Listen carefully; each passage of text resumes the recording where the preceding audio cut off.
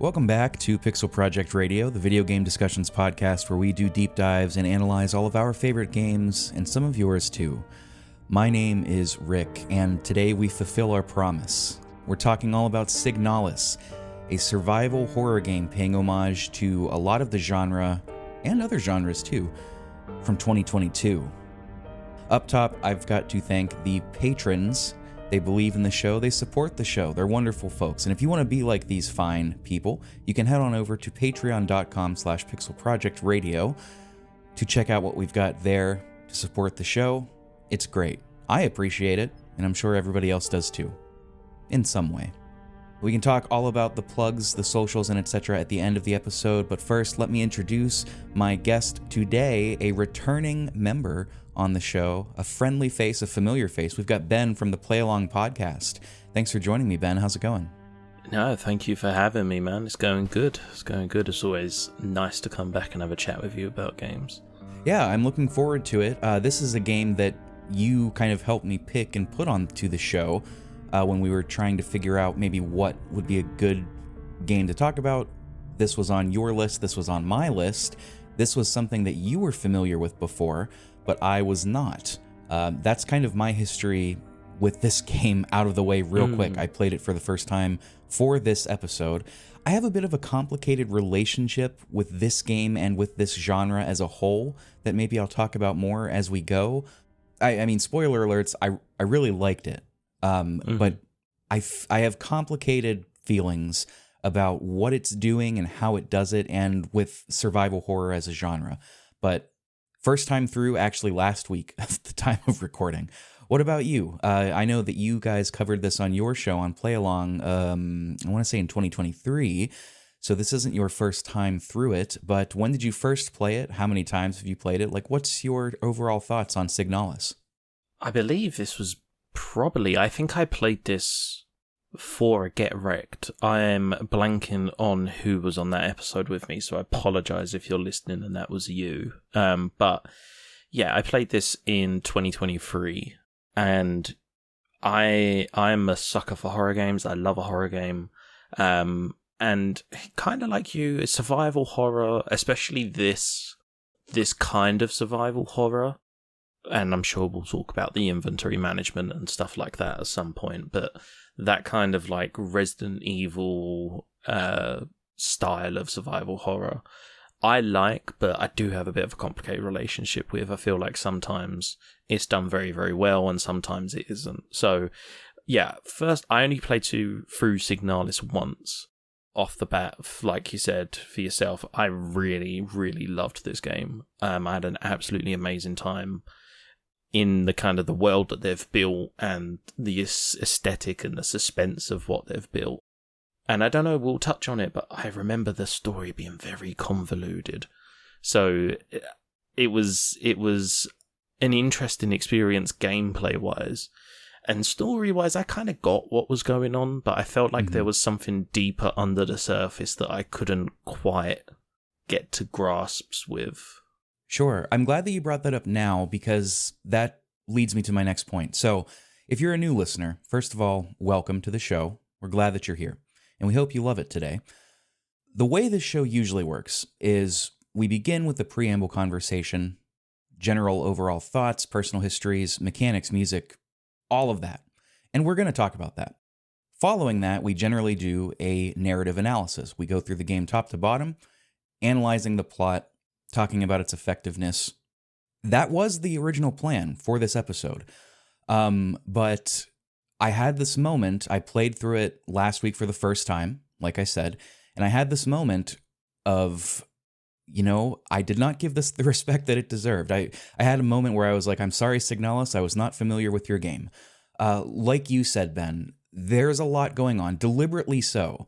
The story is told in a non-linear, sort of obfuscated way that makes use of things like unreliable narrators, in-game lore that the characters themselves don't fully understand and therefore is not completely fleshed out, as well as things like cosmic horror, dream logic, events and scenarios and concepts that intentionally maybe don't make sense because that's not the point, because the point isn't necessarily always to deliver a grounded narrative experience, but more so evoke feelings and be evocative. The point is this. We're not going to do a beat-by-beat story analysis today. We're going to talk broad strokes about the game's story when we get there. I feel really guilty doing that. I kind of gave this a similar spiel on Paranormasight, which either just came out or is coming out right after this. I feel really guilty doing that, because I feel like I'm kind of copping out and being lazy and not doing my due diligence. Like if I'm not bringing a high-level analysis to this, like what's the point? You could find millions of other hackneyed podcasts about Signalis. I do feel a little guilty, but what I would like to do with Signalis is revisit it next year in either, maybe 2 episodes or 3 shorter episodes, completely going through the plot and talking about what's happening, because there's a lot here. It is the kind of game that benefits immensely from multiple playthroughs, not just because there are multiple endings, but because recontextualization is a huge part of this. And of course, the story the point isn't always to be comprehensive and tell you exactly what's going on. It's oftentimes more about evoking senses and feelings. The scenes are sometimes more important than the overall plot. It's really funny. When I was looking for a story summary, because I got to the end, there's a certain point where I was like, time travel? I don't know what's happening. But time loops, not time travel. But there was a certain point where I started looking for online story synopses just to help me, like as a companion piece for me. Mm-hmm. And I found this Reddit post. Somebody was like, hey, I'm really confused. Like, can you just explain like I'm 5, just a high level overview. What's going on with the time loops? And the most upvoted comment, the very top one that everybody agreed was the best answer, was somebody saying, there are only 2 people that know exactly what's going on with this story, and it's Yuri and Barbara, which are the 2 developers. And the consensus was like, this is true. That's the point. So and yes, that is kind of the point. So if you're looking for like a full breakdown, explained, like all capital letters, explained thumbnail kind of video episode for Signalis, this is maybe not the right podcast for you. What we are going to do is sort of talk high level about the story, the concepts, the themes, the ideas, and how it struck us on our first playthrough. And next year, we will revisit this. Ben is invited. We might pull on some other folks to go through the story, high level analysis, which in some ways will make this episode obsolete, but it's not really how any of this works. So apologies for the long preamble, but that's kind of where I'm sitting with this episode. Yeah, and I don't think it's necessarily indicative of yourself or like your ability or anything like that. I think this game, I don't want to get into the story stuff too soon, but anyone who's played Citizen Sleeper or the sequel will be familiar with this kind of, there's a lot of like, are these my memories or are these the memories of the person who I'm emulating? And we'll get into that with like the replicants and stuff like that. So there is a lot of mixed memories, potentially false memories. And so it becomes very hard to kind of pick apart. And like you said, I mean, I did a little bit of sort of just refreshing before we were recording, and there are, I mean, you can go on YouTube and there are hundreds of videos and they'll all have slightly different interpretations because the game is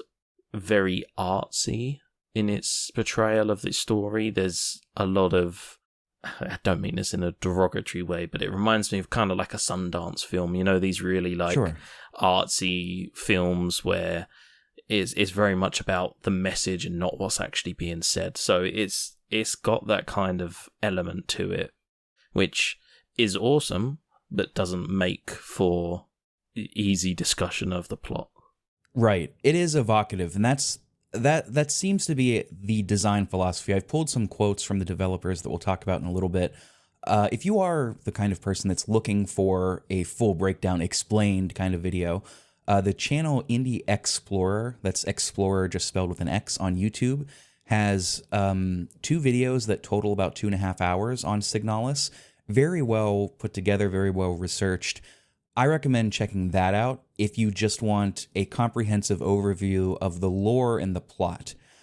Which, even then, and they say this in the beginning, like, a lot of this is theory crafting. There aren't a lot of concrete answers as to what is quote unquote right in this story. So, keeping that in mind, it's still a very great video. You can check that link out in the description. So, speaking of what other folks think about this game, we do have one correspondence from the community forum. If you're new, the community forum is a channel in our Discord server, which, by the way, is free, and you can join via the link in the description. The community forum, it's a channel where I post what we're talking about, and the members can give their succinct thoughts. And we have one such thought today from Matt Stormageddon. Here's what Matt says. This was one of the games that helped me discover my love of horror games. The vibe is immaculate. It has some of the best sound design and music of any horror games that I've ever played. The story and dreamlike nature is also really well done. The PS1 aesthetic works so well, and I'm glad I got to play this. And it also sent me down a 10-plus hour YouTube theory crafting rabbit hole. That's kind of what this game does. In some ways, the theory crafting is more popular than playing the game in like the Reddit communities and such. Yeah, for sure. Matt has set us up to talk about a lot of the stuff in the game and how it's presented. But first, let's talk a little bit about the development.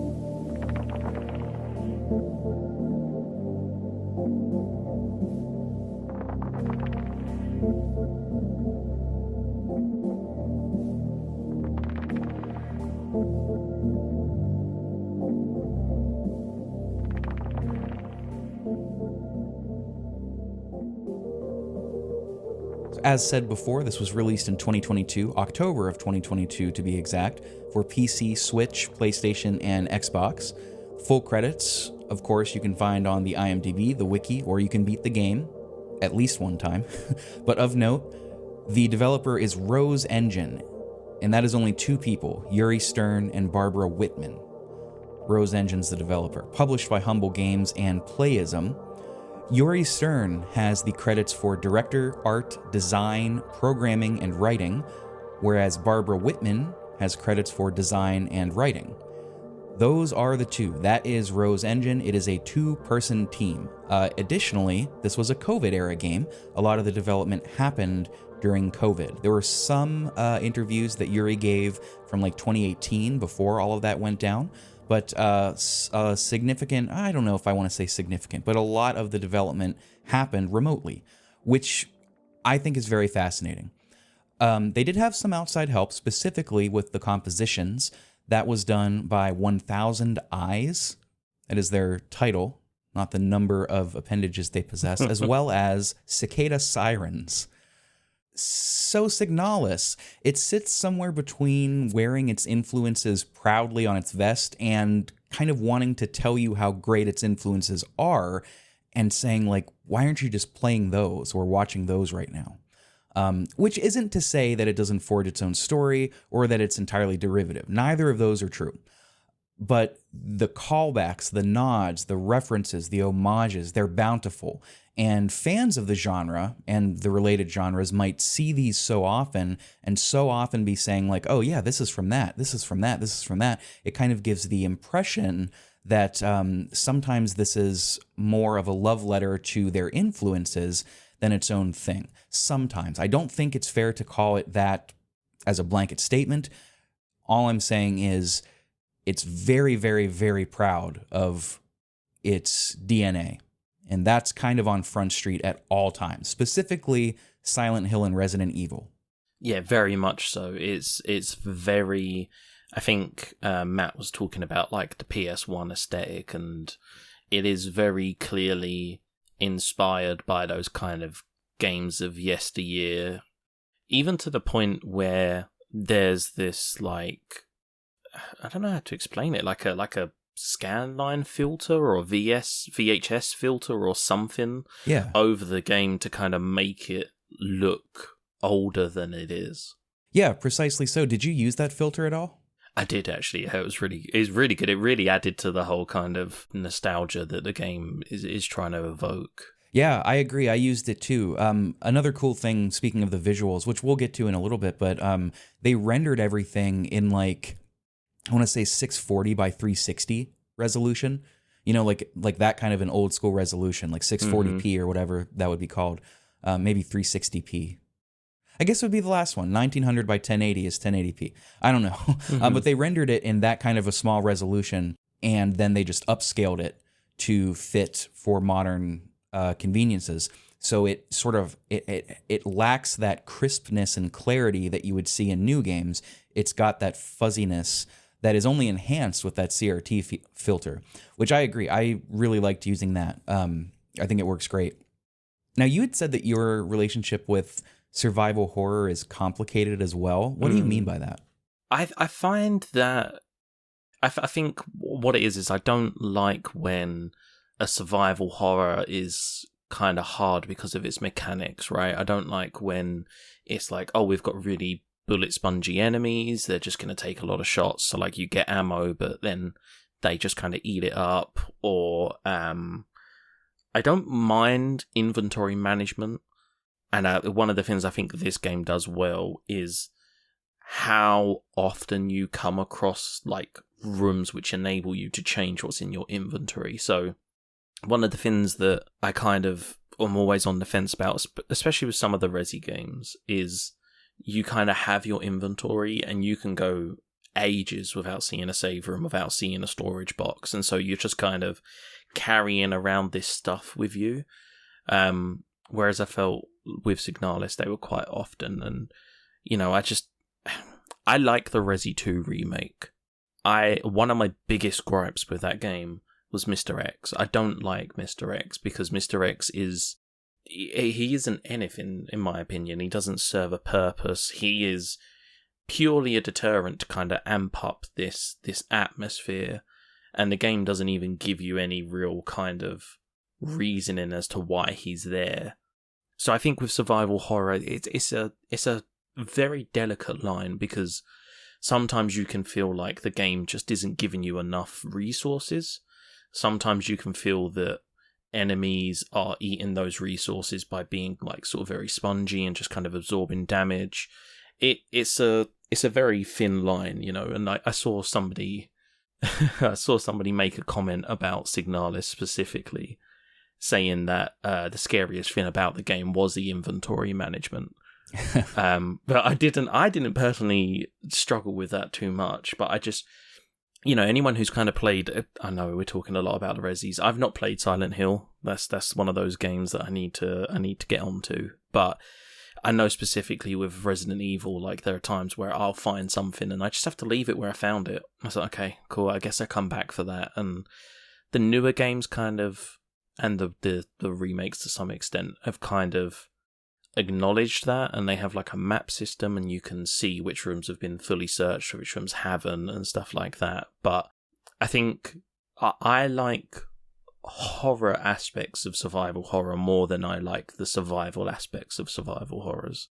And until the day I die, I will say Alien Isolation is the best survival horror game that I've played, because that does it so fucking brilliantly, in my opinion.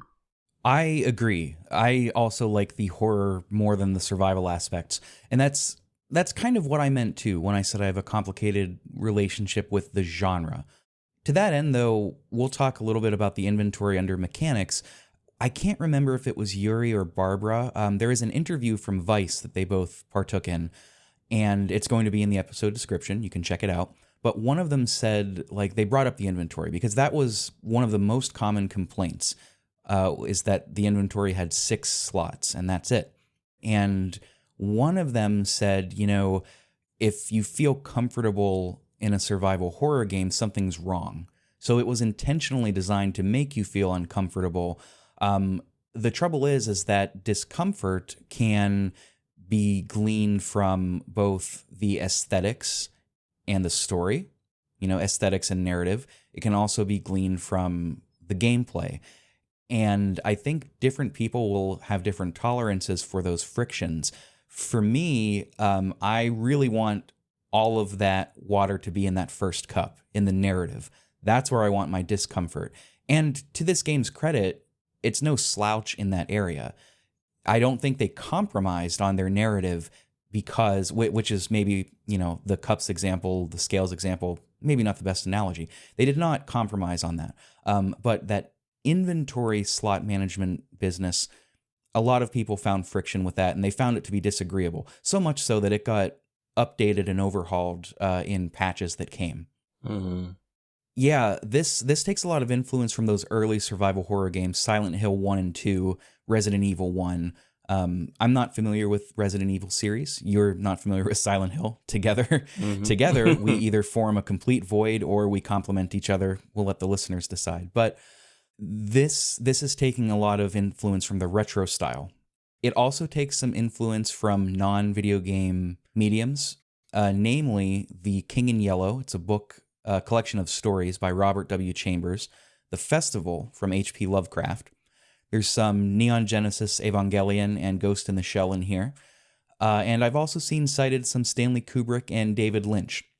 The references, the homages, the nods to all of these are almost constant, to the point where at times I found myself wondering, is this a reference and I just don't get it? Or are they just, is this just here for vibes, There's a lot of that. To that end, in the Vice interview, Barbara actually talks on this. Barbara says, "For me, the game exists in a conversation with the works it's inspired by. I've seen people say that the references contribute to the story, but that the game also works perfectly fine if you don't recognize anything at all. Quite a few people even seem to see coincidental references in Signalis to works we didn't even know. In the end, we can't fully control what people might project onto our game." And I think that's a good way of looking at it. Both Barbara and Yuri are kind of in that same camp where this game doesn't exist necessarily to give you a full story, no questions, here's everything from our game Bible, and that's it. It exists to create conversation around the themes and ideas, around the aesthetic and artistic choices. It's a game that lives off the page, or I guess off the screen, as much as it does on it. And if that's something you're into, then Signalis is definitely a game for you. It's interesting, and I don't know if it's deliberate. It might be, it might not, I don't know. But there are a lot of things, like you said, that are kind of influences for the game.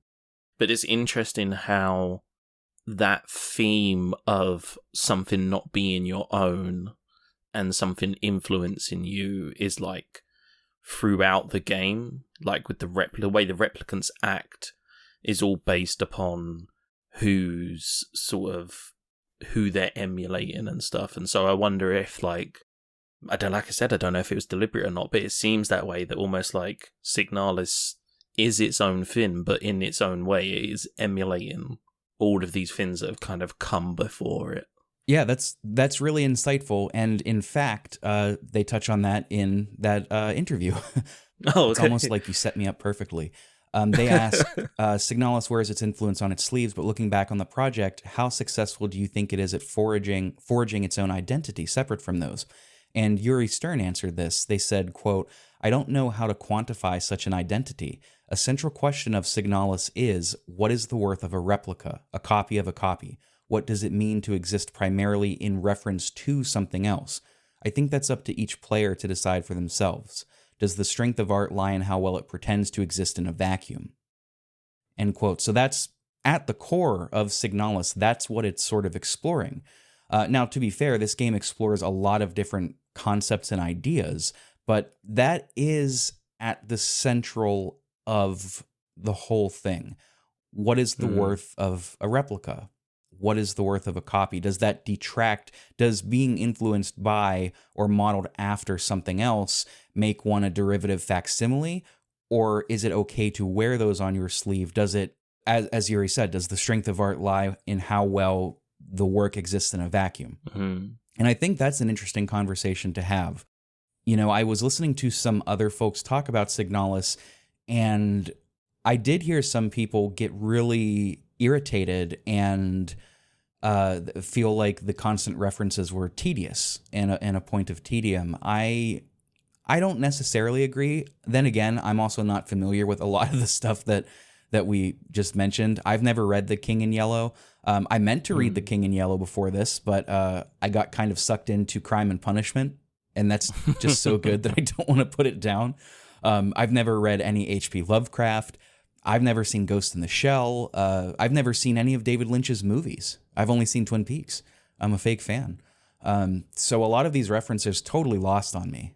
Yeah, but I think it's interesting as well, right? Because like people are kind of doing the exact thing that the developers were kind of highlighting, and it's something that we see with, I mean, all content now. Like, you can't make a YouTube video without ripping off some other YouTuber that you've never even heard of.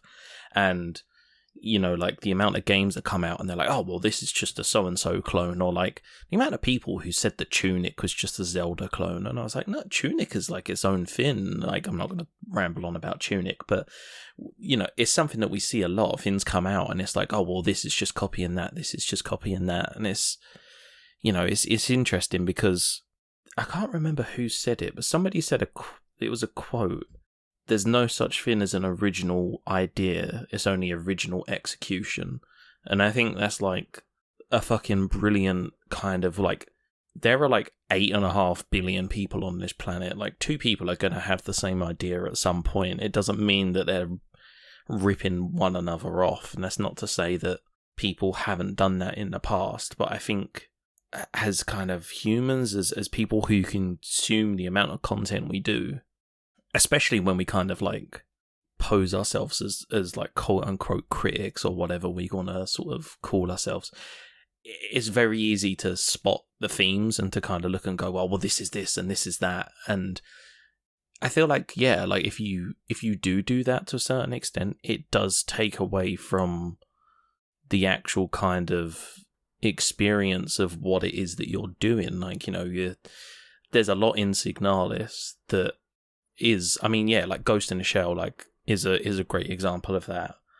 Similar kind of idea of you know, human consciousness and stuff being uploaded into androids, and these androids kind of thinking they are themselves when in reality, are they, or are they just a sort of emulation?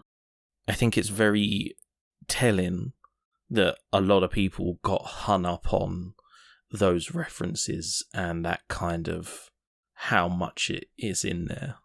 Yeah, when they get hung up on it, they're engaging with the conversation Yuri and Barbara wanted them to engage with, whether they're knowingly doing so or not. Yeah. No, they're unknowingly giving their answer to the question, can art exist in a vacuum? What is the worth of a copy of a copy? They are unwittingly veering towards facsimiles are somehow less than, which I think is very interesting. This whole conversation kind of opens up into 2 different paths. You know, one is that sort of anti-intellectualism of just saying this is the blank of blank.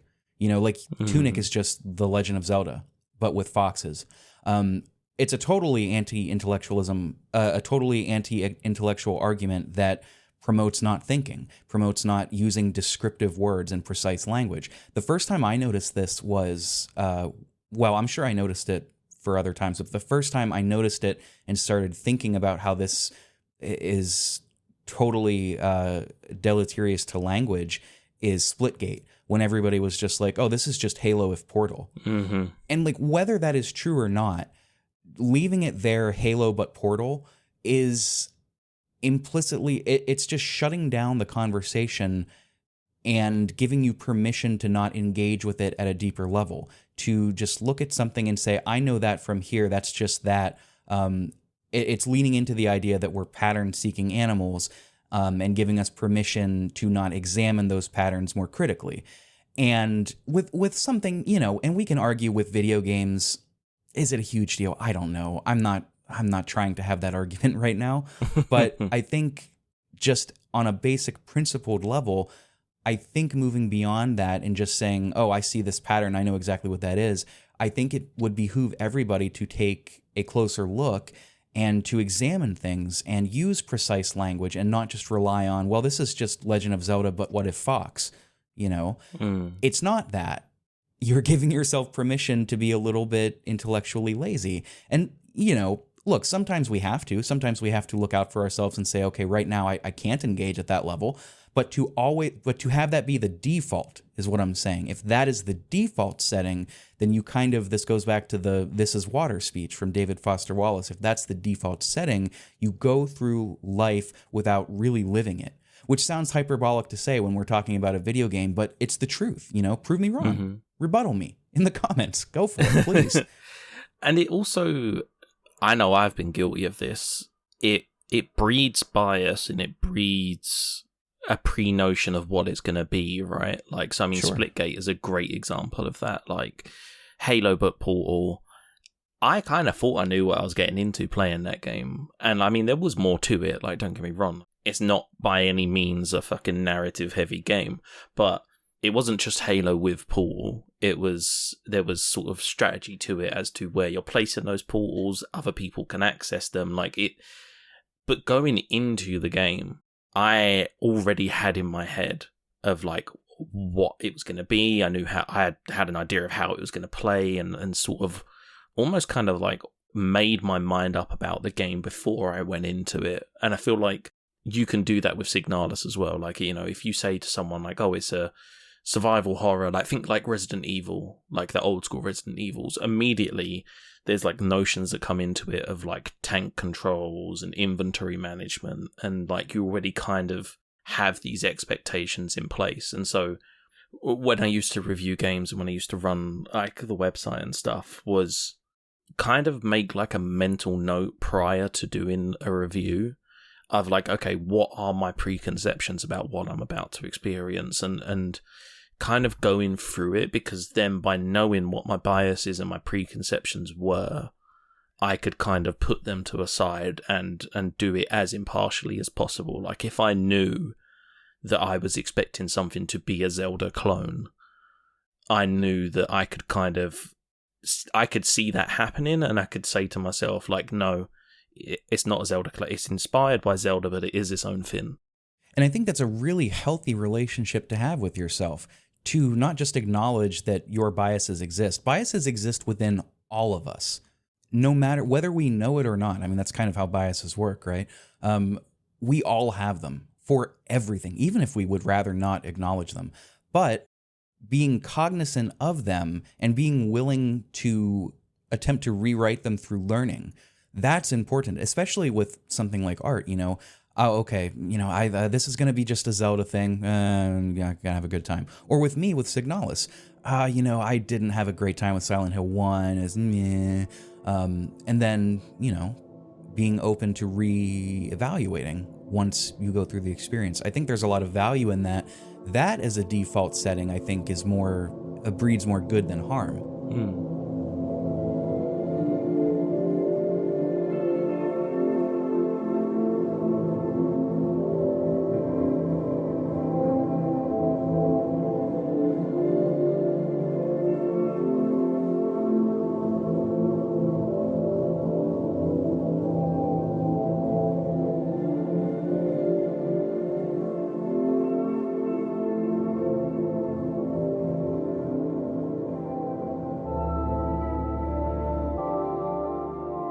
I don't mean to jump away from this too quickly, but I want to go back to what you were saying as well, that Yuri and Barbara were saying, is there value in being a copy of a copy? And you had mentioned, and forgive me, I think I'm kind of paraphrasing what you said, like, this is something that's been done before, a story that's been done before, a game that's been done before. Where's the value in that?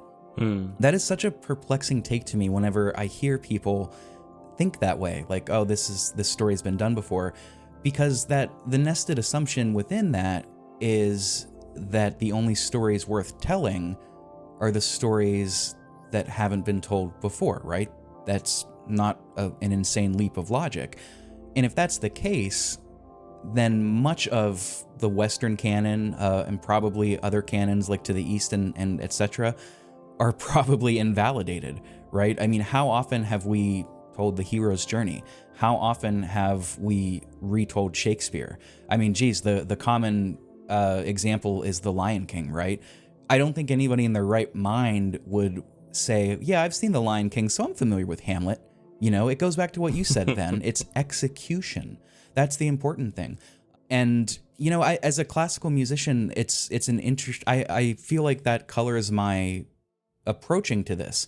You know, classical musicians. I saw a joke at one point on social media that like I forget how this came up, but somebody was like, "Yeah, my favorite cover band is the New York Philharmonic."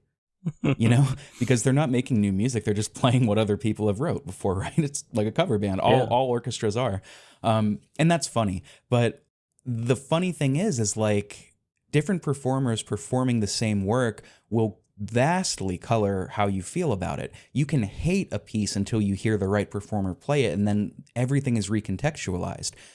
Or you can, you know, love a piece and hear another performer's interpretation and think, you know, I don't love their interpretation of it. I was just watching Leonard Bernstein in a concert with Glenn Gould talking about interpreting Bach. Bach's work didn't have a lot of the markings that current music has, so he trusted that musicians would bring their own interpretation to it based on intellectual knowledge, based on the study, right? You can't just go and just play what's on the page because it's flat. And Bernstein said it's the same as Shakespeare. Right? If you read a page of Shakespeare, there's so much that's not on that page that the actors have to bring to life. That's the execution. That is what makes these performances special. And forgive me for speaking for you, but I think you and I are on the same page in that the execution is 90% of what brings these artistic works to life. Sure, we've probably heard a story like Signalis before, gestalts and replicas. Near. Okay, boom. I guess I know Signalis then. It's kind of a love story. Oh, Silent Hill 2. Yeah, I know that. It's not quite. It ignores the execution, and that is the most important part. And I think that's a valuable conversation to have, right? I mean, Lion King, totally different execution than Hamlet. Nobody would ever say that they've seen The Lion King. Yeah, I get Shakespeare. Nobody would say that. Execution is the important thing. And I think Signalis, whether or not you like it, does execution very well. Yeah, I think it does. And I think that's the thing is like it. Yes, okay, sure, it is kind of emulating and replicating what has come before, but in its own way and in its own kind of, with its own spin. And I mean, like, kind of like the music analogy that you said, as soon as you started talking, the first thing that came to my mind was Johnny Cash and his cover of Hurt by 9 Inch Nails. Like, that story is fucking amazing because, you know, you have this guy who's this massive country singer and they bring him this song and it's like industrial metal and, you know, I mean, people knew who Johnny Cash was, but he wasn't performing, he wasn't doing anything, he was dying, his wife had cancer, it was kind of his last hurrah, and the execution of that song, which has the same lyrics and it has the same kind of message and the tone and everything, is wildly different because of the interpretation and the execution. And I think that's kind of like, yeah, sure, Signalis is Resident Evil, it is Silent Hill, it is a lover's story, etc. But it's not just that, because it kind of exists in its own world, its own environment, and the way that things come together is kind of, I guess like a good example is like a recipe, right? Like everyone can follow a recipe, but everyone's going to have a slightly different meal that comes out of it. Sure, it'll be kind of the same, but there'll be slightly different flavors. There'll be slightly different flavors that come to the forefront, whereas someone else's won't. And I think that's, like, I know this was kind of what kicked it off, but I think that's what the whole thing is trying to say, is that, you know, it's, you are not the sum of your parts, right? Like, you are, everything is its own thing, even if sometimes we do kind of break things down and say, oh, it's Silent Hill 2, oh, it's Halo with Portal. It is still its own thing. Yeah, precisely so. Well said. That's a great example too. 9 Inch Nails with that song Hurt. Well, and Johnny Cash, I should say. Terrific example. I want to move forward just a little bit and talk about mechanics and visuals. Just looking at the clock, we should move just a little bit. The mechanics, we've brushed up against this. Very much descended from Resident Evil and Silent Hill. It's a sort of top-down, but not like top looking straight at the floor. It's like an angled top-down. progressing through maps and through rooms. You go through one door, you're in another board, quote unquote. Tank controls are optional. You can turn them on, but you don't have to use them. There's a combination of fighting enemies and stealthing around them. There's those strict inventory limits that we mentioned, and the puzzles. The inventory limit. We had already talked about that a little bit. One of the most common complaints. I had seen at one point in time there was a mod that upped the inventory from 6 to 8.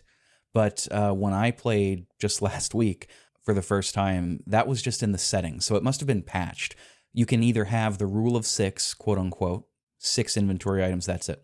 You can do an in-between one that is, I think, 6, but modules like flashlights don't count. Mm-hmm. Or you can just up it to 8. I bumped it up to 8.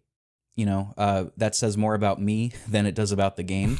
I played on easy, and I bumped it up to 8. I was here for the story and the aesthetics and the presentation, not so much to flex my survival horror muscles, And I mean, that's a whole different can of worms that we could open, is, the whole kind of, you can't play a game on easy mode, you can't play story mode, etc. But yeah, I mean, I played it on console when I played it, and interestingly, I think I saw people saying this, that patch didn't actually come to console. I don't know if it has since, but when I played it at the time, it wasn't actually on console, so you were kind of stuck with that rule of 6. I did play on PS5. I can confirm that it's there now. Oh, okay, it's there now. So it must have been. I mean, I did play this like 2 years ago. Yeah, I can see why people don't like having just 6 inventory spaces. There's a lot of mechanics. There's a lot of like setting fire to enemies once you destroy them, so they can't come back, and things like this. And so you kind of want to have everything to kind of be prepared. But I mean, I personally liked the 6. Like I said, the rooms are frequent enough, in my opinion, that I could kind of swap things out as and when I needed them. For me, there was a lot of, and again, I don't know if this is necessarily deliberate, but there was a lot of adaptation. There was a lot of kind of reactive gameplay. So going into areas and having a certain enemy that I wasn't prepared for. Most of the enemies I would kind of take out with a pistol, but there was some where I was like, I need the shotgun. I need to just kind of blast these enemies. Right. So sometimes I'd come across and I didn't have them. So it's kind of like, okay, right, I need to, I need to dodge them. I need to kind of aggro them and get them to come over here so I can slip the other way and get past. And so it kind of added to the kind of immersion and the experience, in the sense that I didn't have my Swiss Army knife with me. I didn't have all of the weapons. I didn't have all of the things that I needed. And I had to pick between, do I want a free inventory space in case I find a puzzle item? Or do I want to take my matches with me? Do I want to risk having to kill that enemy repeatedly? Or do I just kind of bite the bullet and say, okay, right, I'll run with the matches, and then what am I going to take out? So it livened things up for me, I think. And different folks will have different tolerances for that. They might be closer to you and think that it livens things up, which is in line with what the developers said, right? If you feel comfortable playing survival horror, something's wrong. Deliberate choice on their part. Me personally, if we're talking about it on a continuum, I'm maybe if the middle is 50%, I'm kind of 65% towards it feels tedious. Not totally, but my tolerance for backtracking is a little bit lower than I think survival horror wants you to feel. So that's just me. Fortunately, with Signalis, as compared to something like Silent Hill 1, there's enough presentation and lore and narrative that, I'm not saying you can ignore the mechanics, but even on easy, you're in for a very interesting experience, whereas Silent Hill 1, respectfully, significantly less so in terms of story. Once, if that's on easy, I can't remember if it has an easy mode, but, if the enemies die quicker, if your inventory is much bigger, that game loses a lot of, I think, what made people like it so much. Signalis, it's just good at different things. So I was fine with that. Another thing I was fine with was the puzzles. Surprisingly good, I did not like some of the puzzles at all in Silent Hill 1, or I can't remember 2. I don't remember any in 2 that I didn't like, maybe a couple, but most of them here, there's like one that I remember not liking. Most of them pretty darn good.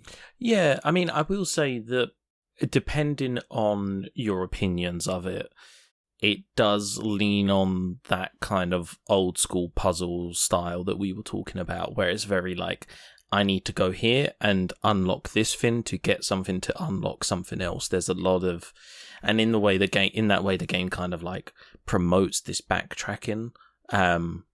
So that bit can be a little bit tedious, but for me, it kind of became like a strategy. So when I got somewhere, I was like, okay, right, I know I'm going to be going back this certain way. I know there are these enemies. Like, what do I need to do? How am I going to get through this? And it kind of almost like the backtracking and the journey almost became like a puzzle in itself. But, I mean, I saw your notes, the only puzzle that I did not like, I think is probably the same one you liked, which is the water puzzle. You know what's so funny about that one too is there is a note in the game, like in that level, in that room, that tells you exactly how to do it. So like you don't even have to do any figuring; it just tells you. So it's like, why is this here? But it's the classic thing of like, you've got A, B, and C cups, and they're all different sizes, and A and B have to have the same exact water in them, and you have to do like dump A into B, and then B into C, and then B into A, the rest of C into A, and then you take the rest of that, and it's just, like that. Mm-hmm. I wasn't wild about it, but a lot of these were pretty fun. The lockpicking puzzle I thought was really unique. And interesting, where you have to align the teeth to different like lengths to get everything uniform. The ring puzzle is straight out of Silent Hill, like almost actionably so, with the little poem where it's like, on the longest day, nothing happened. On the first day, she was wed. And it's like, okay, so the wedding ring goes on the pointer finger, something like that. Mm-hmm. I remember there being like a tarot card puzzle as well. That was also one that I wasn't a huge fan of. If memory serves, I think that solution was pretty obvious based on a note in the room as well. Yeah, it does a lot of, and the game does this a lot of environmental, not even necessarily hints sometimes, like sometimes just straight solutions, kind of like we said. And again, that kind of feeds into it makes you read everything, which makes you learn the lore, which makes you kind of learn what's going on and piece things together. I guess that's like a whole other question, is like, does it take away from the experience of doing the puzzle if you kind of know what you're working towards anyway? But I remember like some of those, like you were saying about the puzzle with the ring and all of that stuff.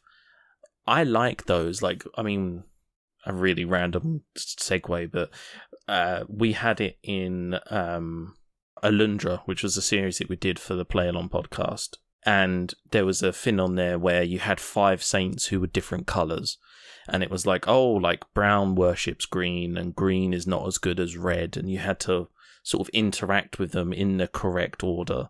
And so it's like you had all of the stuff that you needed, but that in itself didn't give you the solution. You still had to kind of piece it together yourself. And I like things like that because it's like you've got all of the resources you need, but you don't necessarily have the solution.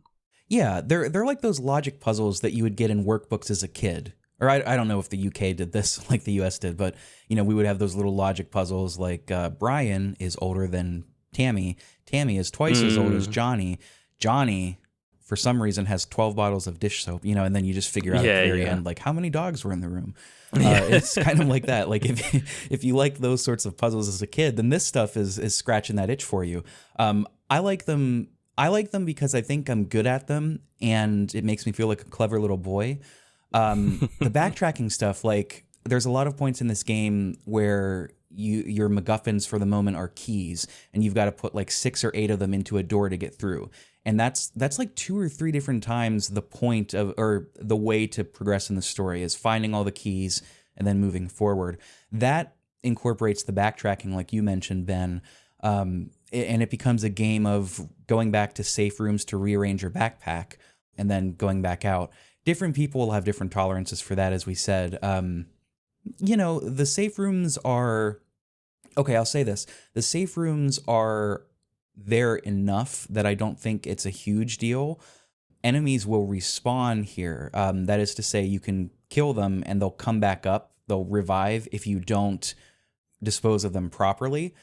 Generally, I didn't find any of them to be that difficult to juke around, None of them... There are a few that are quite fast, but they're only fast in a straight line. So, if you have tank controls on, I can imagine it's maybe a little more challenging. But if you're playing in 2025 with power and using analog sticks, I don't know. I don't think that, I was only killing when I absolutely had to. Like if an enemy was blocking where I needed to go and they weren't moving, okay, then goodbye. See you later, dirt nap. Otherwise, I was dodging around, folks. Saving ammo, right? And that's the thing, is like you can never really tell how scarce ammo is. And I've fallen into this trap a bunch of times where I do that and then I start to think to myself, I've got loads of ammo now. I did this with Resident Evil Village. I had loads of ammo and started getting trigger happy, and then all of a sudden I had nothing. And so, yeah, I think, Signalis, it does that well. Like, you can go and be trigger happy, but also you can just kind of avoid enemies. I would say they're not particularly hard to avoid. They're more of a kind of nuisance than like a hindrance. Yeah. But there are some that, when they hit hard, they hit really hard.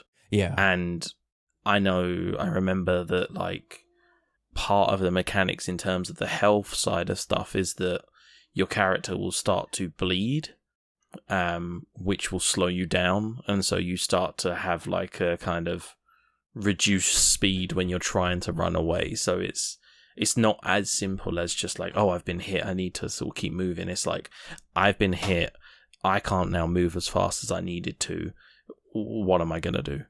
Right. And if you want to avoid that, you certainly can be trigger happy. I think if you are trigger happy, that is a really easy way to run out of ammo very quickly all the time. I think, you don't necessarily need to spare every possible enemy, but I mean, you can fire when you need to. Being trigger happy, you're going to be low on ammo all the time. But I did find, however, that sparing enemies meant very, very often that I was too full to pick up new ammo. And Signalis' little trick is it often gives you ammo for guns that you don't have yet. So you're picking up that ammo before you even get the gun. But even with the guns that I did have, like the pistol or the second gun you get is the shotgun, I just had too much in my inventory and I couldn't pick it up. And I had to either, reload or go back to a safe room, put it all back in, and then go back and pick it up. Ammo wasn't a surplus, but I was never hurting for it. But at the same time, maybe that's different on the harder difficulty. If you are hurting for ammo, I think, I'm trying to think of all the bosses. I think all of them, but maybe the first one can be beaten without ammo. The Mina is the first one. I think you do need ammo to kill that one. I think so, yeah. But the second one, like the Chimera, the cage thing, you can just wait around for Issa to shoot it. I don't remember about I think there's a way for the final boss to do it without, but they give you ammo throughout that fight constantly. So I'm not entirely sure. That's, for the revamped episodes later, we'll get more into that. But yeah, it's considered in that way. Yeah, definitely. And this is kind of, I think this is honestly where people are going to become stuck with this game, is the backwards and forwards, the inventory management. I would say that it is definitely the most kind of contentious topic about this game, is about the backwards and forwards and the inventory management. And I think that's where people will get stuck if they do.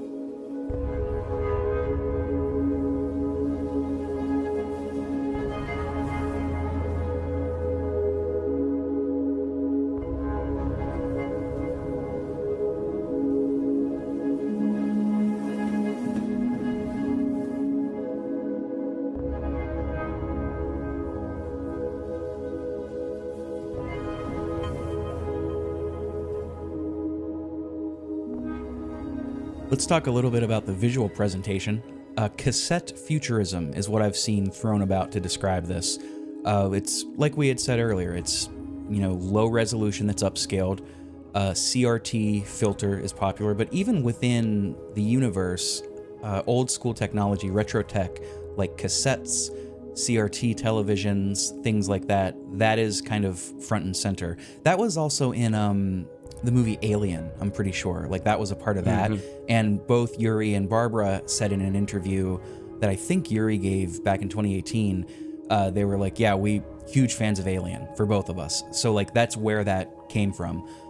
I don't know. I think it's cool. I really like that. I'm a big fan of old tech, so this always works for me. It's maybe a little romanticized now. There's an entire discussion about a consumption-based society of nonstop progression of tech, pressure to buy. Different conversation, I think. It works for me very well. I really liked it. I also really like the low poly look of this. Nobody's got faces. I mean, their portraits will have faces, but the character models of your character and of the NPCs, you're not really going to see any eyes, noses, anything like that. You'll see the eyes on the enemies, which is helpful for dark rooms, but your characters don't have them. You also don't have feet, but that's maybe because you're robot, robot feet, like Aegis, Persona 3. Yes, yeah.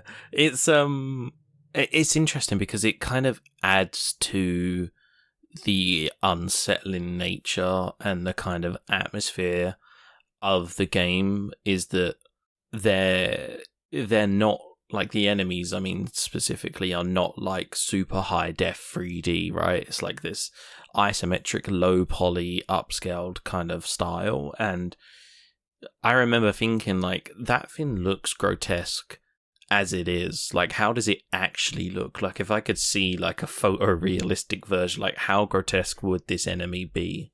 It's funny you mentioned unsettling right after I said they don't have feet. I saw a fan art of the main character Elster with feet, and I was like, I don't like this at all.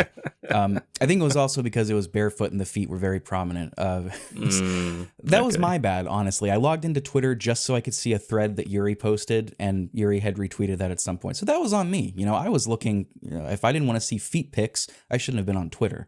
My fault. Yeah. But yeah, there's that goes into the enemies too, like wondering what they would look like in high fidelity. And to that end, the enemies, they really do look like they're straight out of Silent Hill. Straight up. Though there's one enemy called a corrupted storch that loses its arms. The storch is a kind of replica. It's a type of android. When it's corrupted with this sickness, it loses its arms and its head is replaced by a leg module, or at least it looks like a leg module. It's also meant to resemble a stork. Storch is the German word for stork.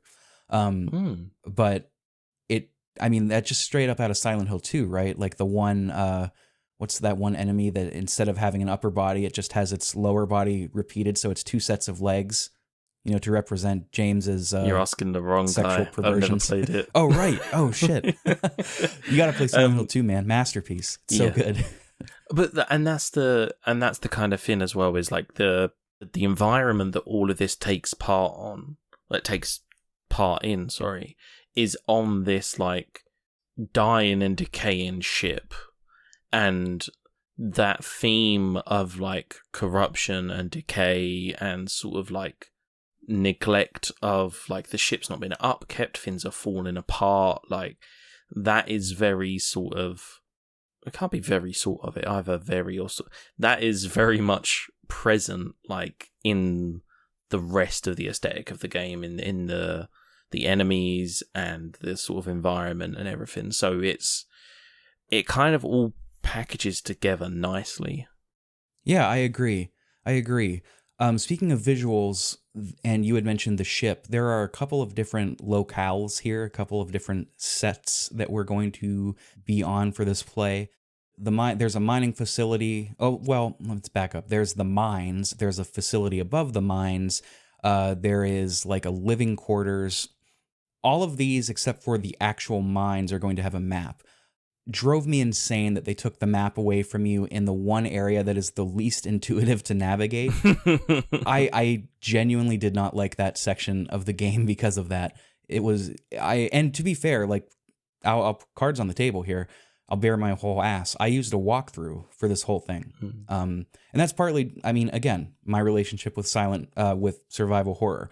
It's not, am I going to use a walkthrough or am I going to play it the right way? It's, am I going to play it at all? Or am I going to play it with a walkthrough?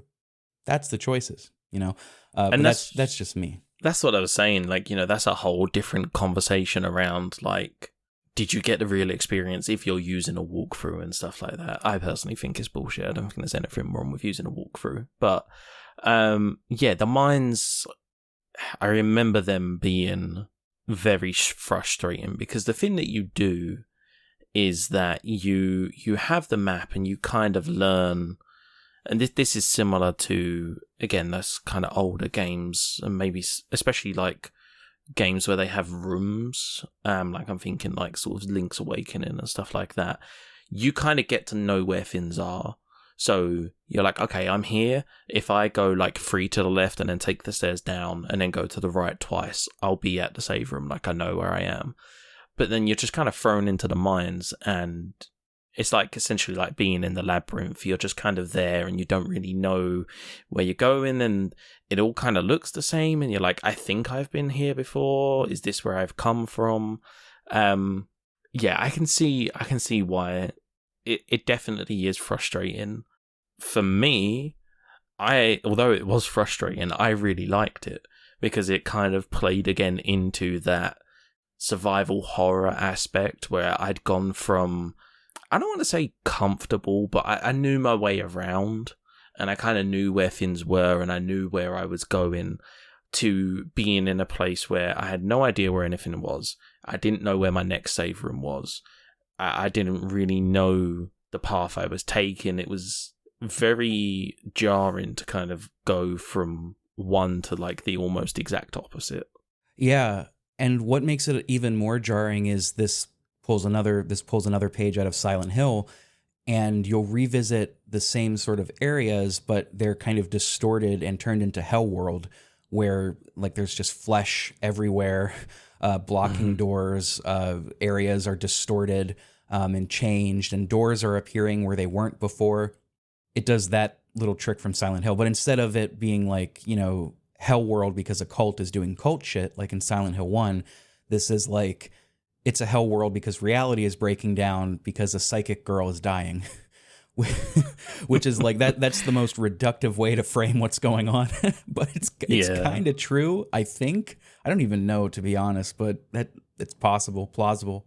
Yeah, I think, that's the interesting thing, is that like the world almost like continues to decay while you're in it. And like you said, it kind of brings up these whole like sort of new areas and you have to find new routes and stuff like that. And I think it plays into what they were saying about whether you're going to be comfortable or not while playing this game.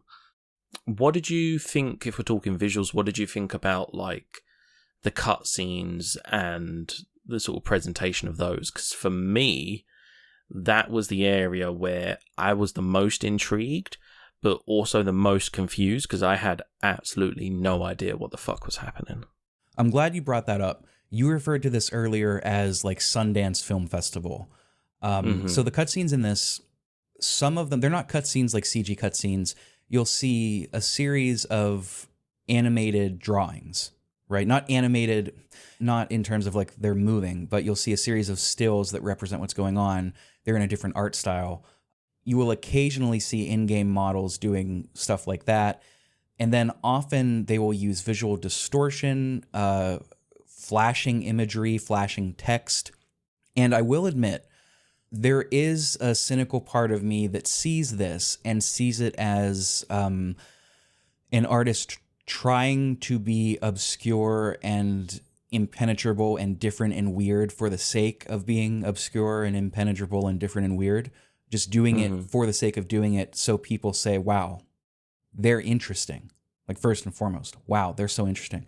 I think this that's sometimes what I meant too, by Sundance. Yeah, well, I think this sometimes too with contemporary music composers. Like, it's funny, there's a parallel conversation in classical music that's happening with indie games, right? Where there's a sort of, I want to be careful how I say this because I know I'm going to misrepresent what I mean. There's a certain, like, if you say you like indie games, that gives you points with a lot of people. and criticizing indie games takes them away. That's a very reductive view of what I mean by that, but indie games are seen as being, very virtuous. We've got to support indie games, otherwise no new games will be created, right? Similar with new music. We've got to support new music, otherwise new music's not going to be created. That doesn't mean that all new music is good. There's a lot of bad new music, and a lot of the times I'll hear student composers or these free improvisations doing stuff, and it sounds like they're just being weird to be weird, without a greater sense of form or identity or expression. And to be fair, some people would probably hear me say that and say, yeah, that's the point, you fucking square. And that's fine. I get that sense here too. And I do feel a little bad saying that it comes off as sophomoric to me and a little bit immature, just being weird for the sake of being weird. I've heard it referred to as 9 Inch Nail video, just weird for the sake of being weird. I don't know if I agree with that, but it does come off a little bit that way to me. Like they're using it, they're trying to be provocative and strange just to be provocative and strange. At the same time, though, I think that's going to be something that some people just love. That's going to be the thing that some people say, that's what I loved about Signalis, is how that flashing imagery unsettled me and made me feel. That's what I loved. Fine, valid, not arguing against it. At the same time, too, that using provocative imagery is a form of expression to find what you're trying to say and to enhance what you're trying to say and to, find your identity even. So while there is a part of me that does see it as sophomoric a little bit, I think that's a part of me that's a bit too cynical. And I'm not sure if I want to stamp that out or if I want to explore it, if that makes sense. I'm not sure if that's a part of me that I would rather work on, or if that's something that is actually my taste in art and I can embrace it. I'm not really sure, but I did feel that. Yeah, and I remember that's the thing that was the most stand out to me, whether that's good or bad. I mean, the sort of thing I'm talking about is there'll be these, like you said, these very sort of detailed, drawn sort of, it'll be like a scene that happens, and then randomly there'll just be some like Japanese kanji or Chinese kanji or whatever that sort of comes onto screen, and then it goes away, and I'm like, what did that mean? What, like, I don't speak that, or like I don't speak Mandarin or Japanese, like what does that mean? But maybe if I'm trying to justify it, if I'm trying to play devil's advocate with myself, maybe part of that is people then going online and saying like, well, what did this mean? And then someone who knows can turn around and say, well, this meant this, and I think it was relevant for this in that specific situation, and it kind of breeds that conversation. Yeah, excellent point bringing up the language, and I'm glad that you did. There is a read of this that is they're using two foreign languages, namely it's Chinese when it's written, right? And Mandarin when it's spoken, Chinese. They're using kanji and German.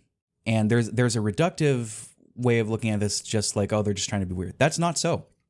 Like, that's actually wrong, because Yuri is Malaysian born and lived in Austria, or is it Germany? I don't know. But Yuri speaks these languages.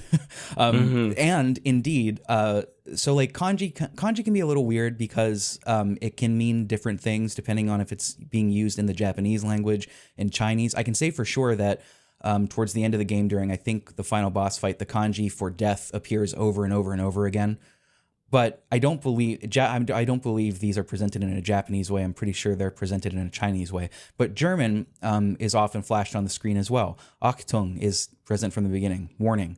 Messages will flash that say things like Habst du keine Angst, have no fear. Du hast ein Versprechen, you have a promise.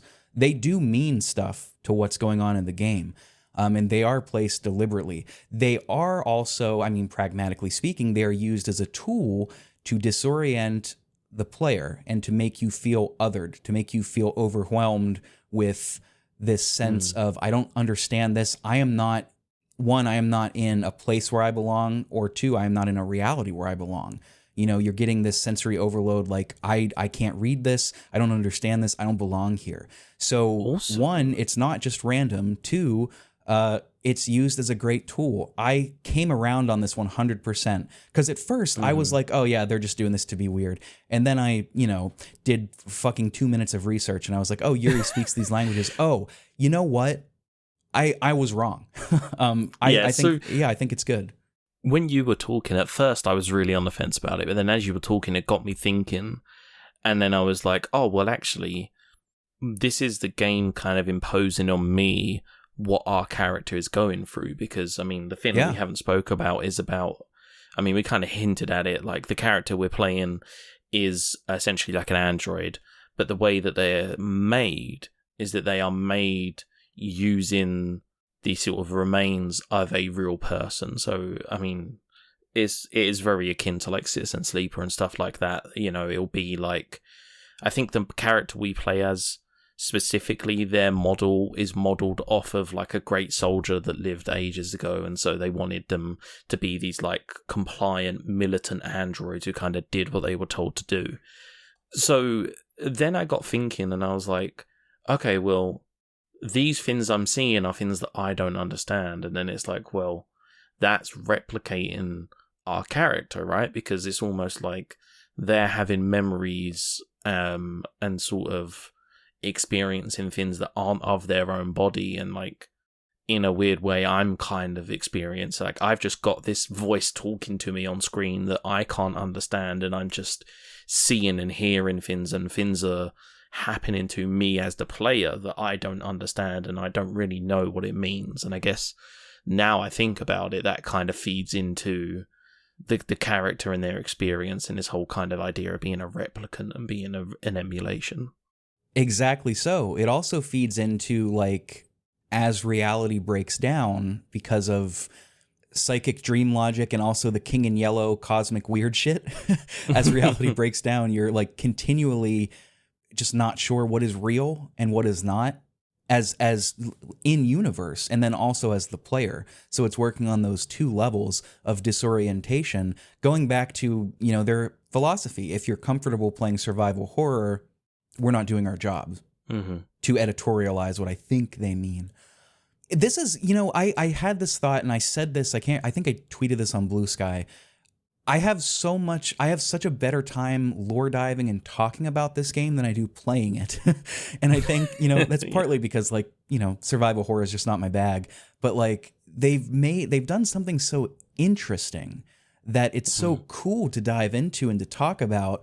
I would rather do that personally than pick up the controller, to pick up the sticks again and, manage my shotgun ammo and pick up the nitro bullets and stuff like that. Well, and because like the game itself, I mean, in terms of like the plot, it starts off quite simple. I think, we spoke briefly about like, you have a promise and it's like, you must keep your promise, you must keep your promise.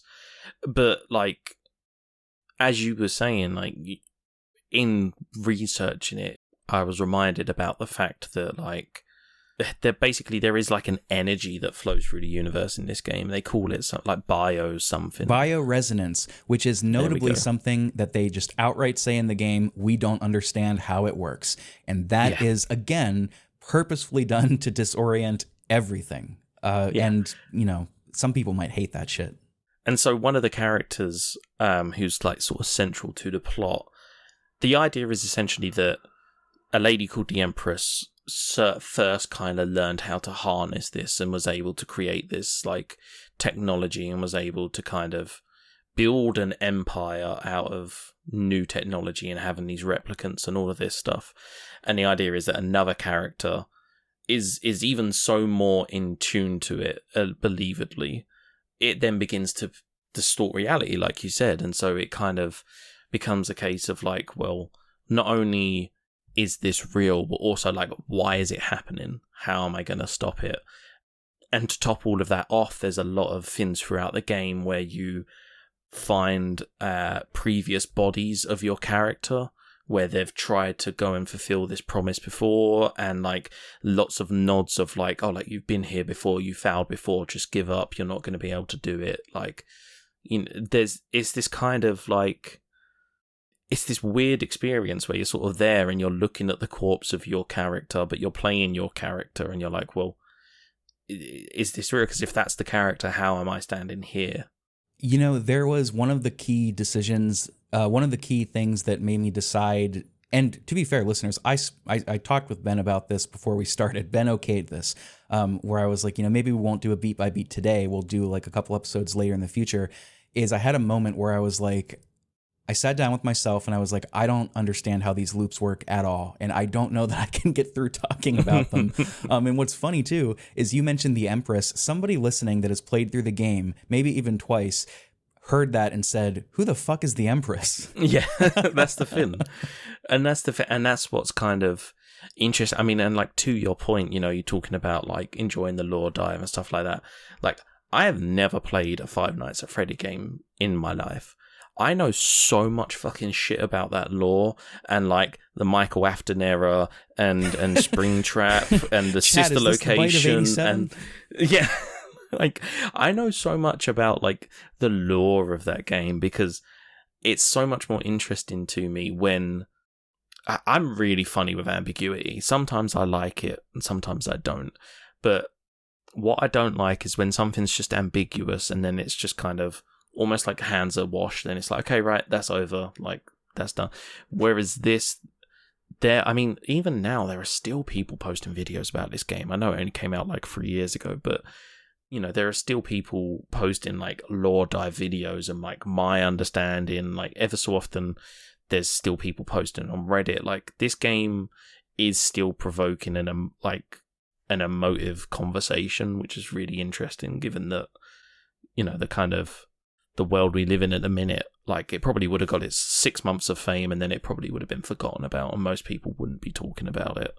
Yeah, going back to that Reddit comment that stranger made, that kind stranger made, Yuri and Barbara are the only two people that know what's going on. And I bet you any money that even they would say that's not the point. But we're getting into story stuff. I want to talk about music and sound before. Sorry. No, it's totally fine. I am not so rigid and austere that I can't allow organic conversation to happen. Let's talk about music and sound, and then we can jabberjaw a little bit about the story. Okay.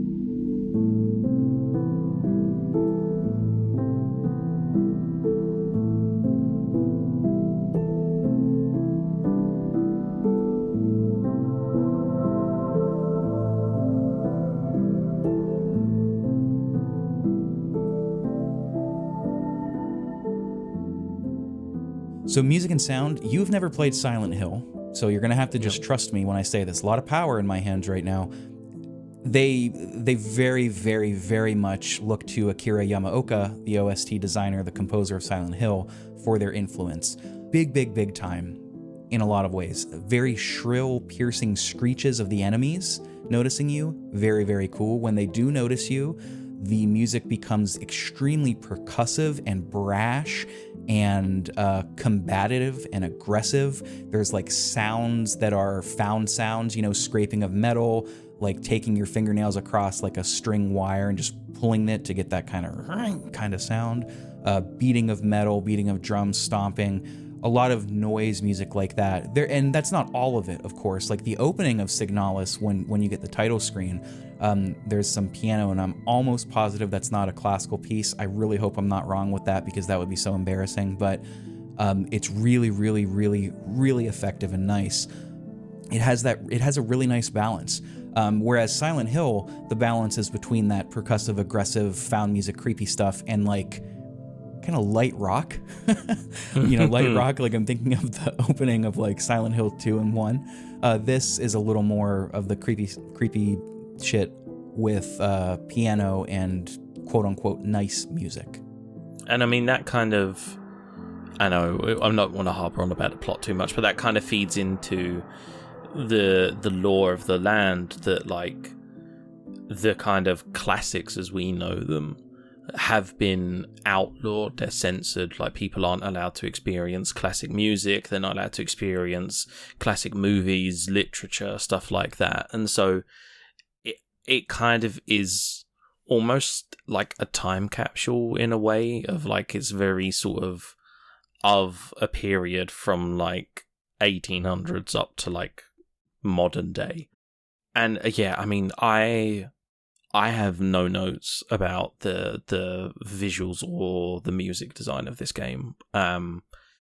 The sound design is probably one of my favorite things of this game. Like you said, that kind of shrill shriek that happens when the enemies spot you, the change in music. Like, I guarantee, even if you feel calm, it will elevate your heart rate at least a little bit. Like, it's got that kind of effect. I have a question for you. You play a lot of games, significantly more than me anyway, that have guns, like shooting. Is this just me not playing a lot of shooters, or like the guns here? They sound really good. They sound really fucking good. They sound really satisfying. Good. And it also does this really good job of like sounding like it's being shot in an empty ship. Like when you shoot the pistol, it's kind of got this like ambience and this kind of like almost a reverb where you can kind of hear that you're shooting in an empty space that's made of metal, and the sounds are kind of bouncing off one another. Like, it's done very well. That's a good observation. Yeah, I don't think I noticed that. One thing you had mentioned, the classics being banned. That's part of the lore of this is the Yuuzhan. Oh, I hope I'm getting this right. The Yuuzhan Nation and the Yuuzhan Empire are kind of at war. I think the nation broke off of the Empire. The nation that is now the quote-unquote rebels, they're kind of a totalitarian state, very authoritarian. And they did outlaw things like poetry, art, things like that. I had hoped, given that this game uses a lot of classical music, quote-unquote classical music, I was like, oh, maybe they'll do like Wagner, because Wagner was extremely... what's the word? He didn't like Jewish people very much and was a very proud German nationalist. And to be fair, so were a lot of composers. Mussorgsky is another one I quite love that was a nationalist. Or maybe Shostakovich, who wrote a lot of politically motivated music for against the Soviet government that literally had him at gunpoint and said, you're going to compose celebrating us. And then he said, okay, here's my Fifth Symphony. And they loved it. And he was like, yeah, it's just making fun of you the whole time. It's amazing. But they don't do that. They do use other works that I quite love. Chopin, they did his Prelude Op. 28. They use Swan Lake, Tchaikovsky, Beethoven's very famous Moonlight Sonata, particularly Movement 2. There's a Schubert in there. I couldn't quite place it. I went back and did research. I think it's D957, Stanchen. I don't know how to pronounce it. And a composer of mine that is a bit of a favorite, Rachmaninoff, Isle of the Dead, is featured here, a symphonic tone poem. Pretty cool. All of that is in here. That is notably different from Silent Hill. Silent Hill doesn't do that. Did you think the classical, quote-unquote, music here, did you think it was additive? Did you like it, or did you not notice it very much? This is maybe just my kind of experience, so... No, just personal opinion. I'm not like a massive classical music fan. Classic music either falls into one or two categories for me. It's either kind of just like something that's played at like high society events like operas and sort of galas and balls and stuff, or I feel like I'm crushing your soul here, so please don't take these words. My heart. Or it's used in a really creepy and eerie way.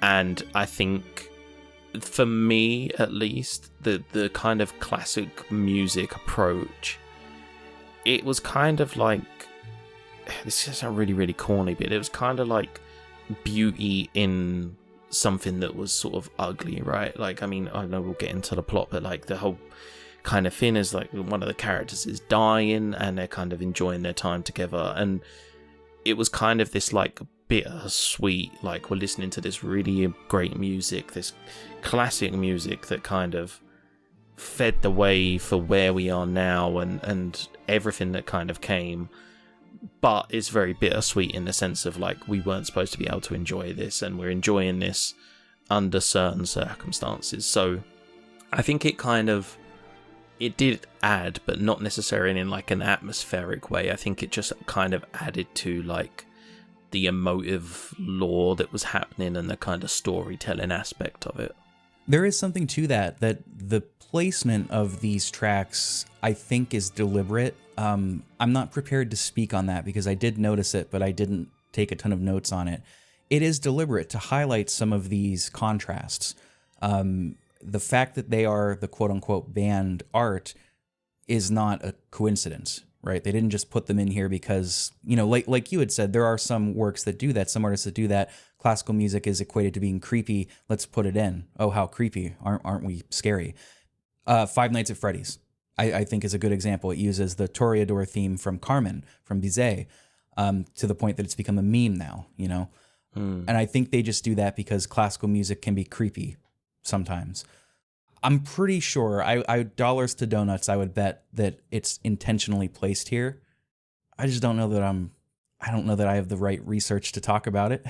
There's definitely something to it, and it's very like, I remember like there's like one scene where the two characters are kind of dancing towards the end of one of the characters' life when they kind of figure out that the character's dying, and it kind of brought in this like a bit of sweetness to it, and it was like, they're enjoying this dance and they're kind of embracing each other, but also under what circumstances, and it kind of, and like you said, there's I definitely don't. If you don't have the credentials, I definitely don't have the credentials. But it's not the credentials. It's just that, like, I know there's something there. I just didn't take the notes on it. Yeah, there's definitely something there, and my experience of the game, and talking to you in a minute, like, there isn't an awful lot in this game that feels accidental. I feel that a lot of it is very deliberate, and I feel a lot of it is trying to at least evoke conversation, if it's not trying to evoke certain emotions at times. But I feel that there's definitely something there in terms of their choice of songs and the moments that they play.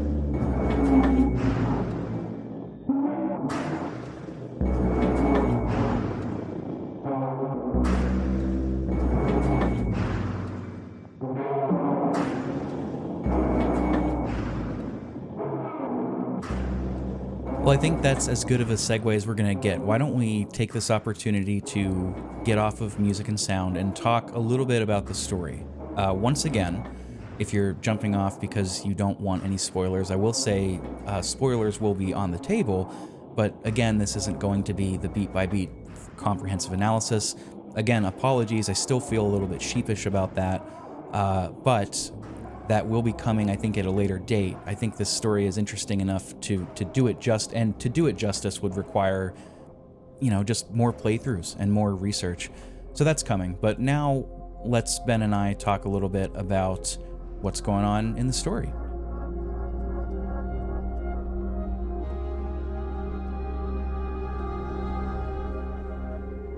So one thing that stands out to me, and again, you could say that this is influence from Silent Hill 2, is that at some point it becomes clear that this is something of a love story, of a tragedy. And that's not immediately clear from the beginning. From the beginning, you're searching for somebody that means a lot to you, presumably because you've got their photograph. But it's not clear until later that this is like a love story, like a kind of like a Shakespearean tragedy. Doesn't end well for anybody. And I like that in horror games, whatever. It's very effective to me. Yeah, I mean, it starts off like I think at first I kind of saw it as like, this is my mission, right? Like, I'm an android and I'm here to complete a mission, and I'm supposed to find this person. It's my target. I've been given this objective or something, like, it's kind of, I am programmed to keep this person safe or something. That's kind of how I came into it.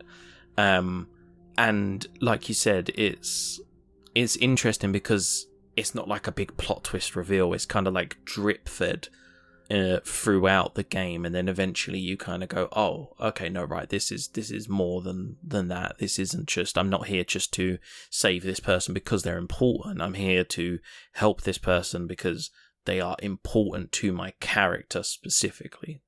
Yeah, and that drip feeding is a nice touch too. It helps recontextualize a lot of things. So then when you go back and do a replay through, you're seeing these things from the beginning, and it means something different to you.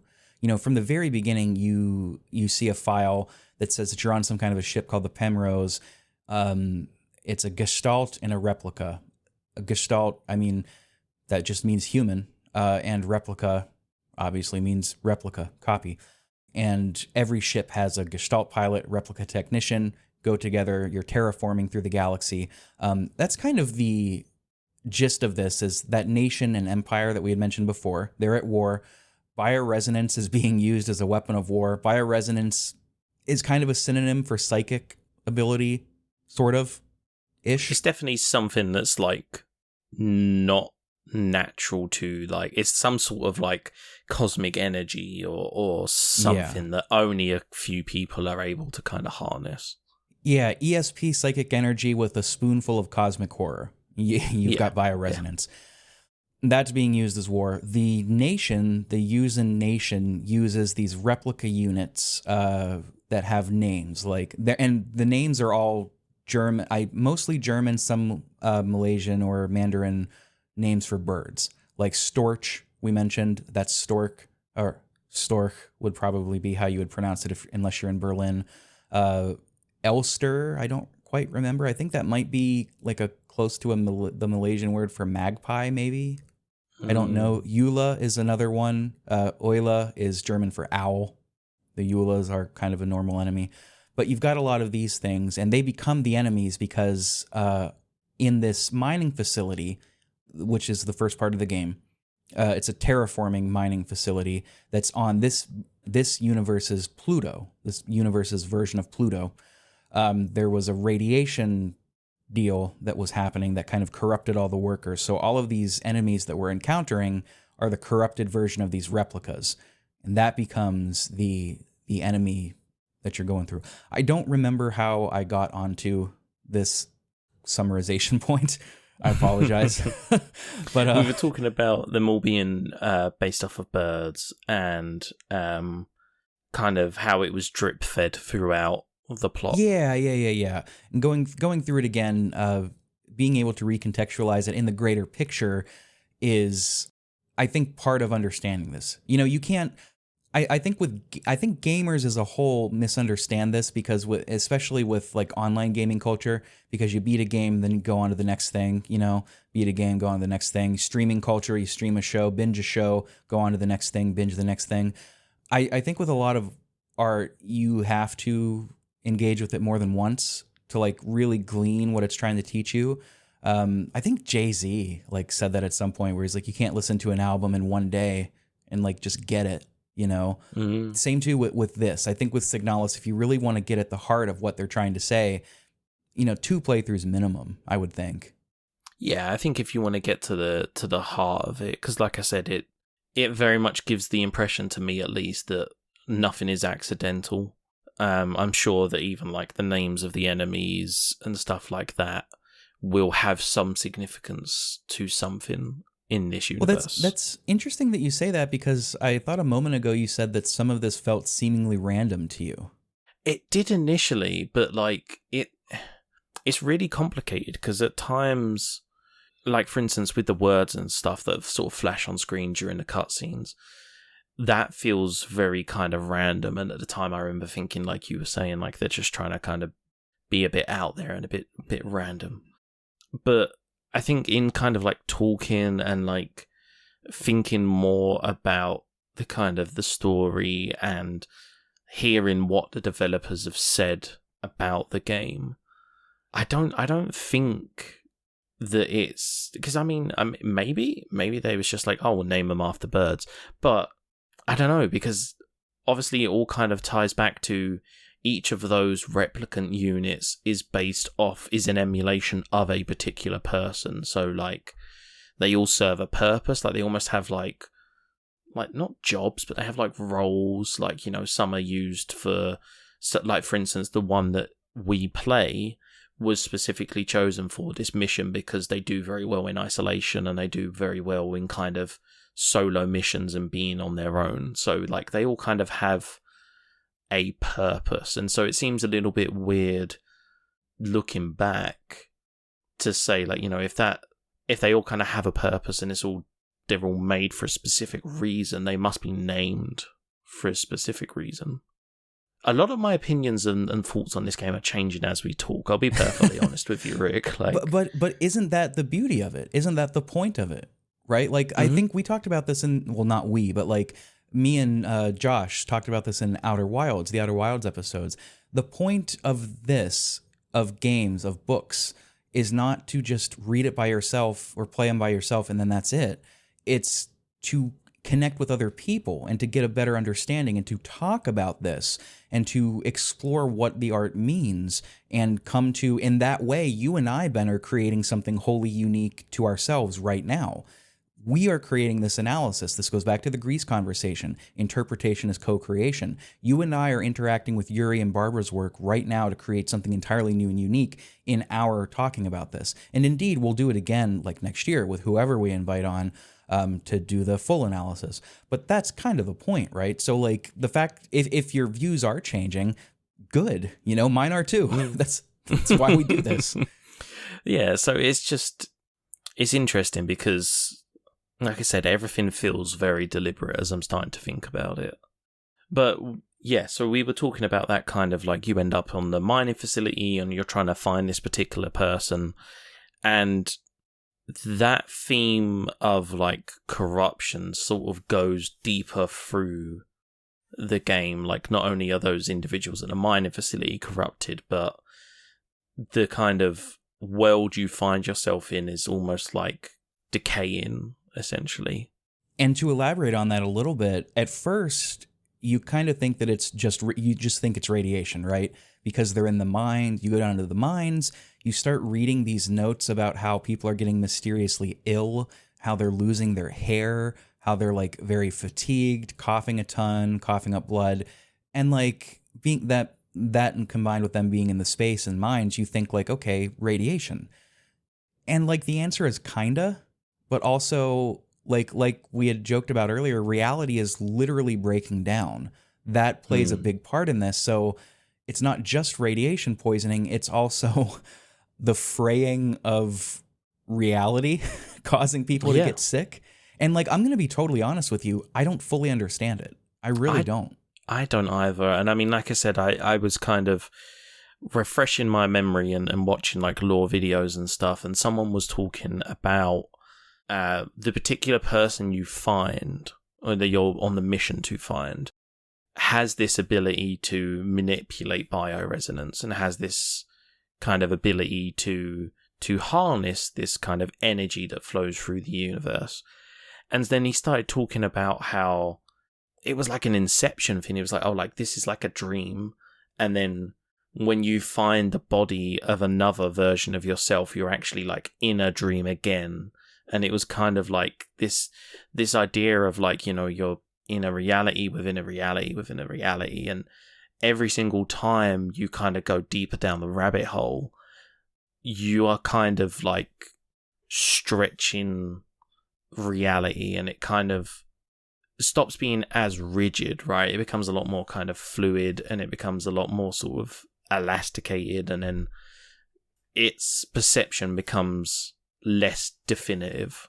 And that was kind of their explanation of it. It's like reality is being stretched so far to the point where things aren't what they seem because they physically cannot be what they seem. Exactly. That girl that you're searching for, you can find tons of notes on her that like her bioresonance is extremely high. They would do like tarot card readings, like what card am I holding up? And she would be able to just guess it. There's a spy that leaves a note at one point that's like, yeah, they don't pay me enough for this. Also, that white-haired girl, she's bioresonant, I'm sure of it, very clearly. Another thing that's interesting, and I don't know if you noticed this, but it does a Silent Hill 2 thing where you start with a photograph of her in your inventory. And the photograph is like, half of it is like burnt or distorted. You can't see it, faded maybe. And it's this girl that you're looking for. And it says, I feel like I might get these two names mixed up, but it starts by saying like A. Young, Ariana Young. Mm-hmm. That's who you're looking for. And as you keep playing, not only does the photograph like start to unfade, but the name changes from Ariana Young to Alina So, S-E-O. Mm-hmm. And there's this whole wrinkle in here that these two people aren't entirely unique individuals. They might actually be the same somehow because of this reality bending. And again, I'm going to be honest, I don't quite get it. I don't either, but it's interesting because I kind of want to go back and play this now, and I'm glad that we're going to do a fin on it next year because, again, I mean, this is just this person's interpretation, but what they were saying was that if you look at so essentially the person that Elster is based on, so Elster is the main character, right? So Elster is a replicant. The person they're based on was very close to that Ariana that the name changes into. And so it became a thing where, like, Ariana actually looks like the person that we're trying to save. So it's like, is this Elster's actual thoughts, or is it the thoughts and the wants of the person that we're emulating? Okay, okay, yes. So all replicas in this universe are based on a neural pattern of like a candidate chosen by the state.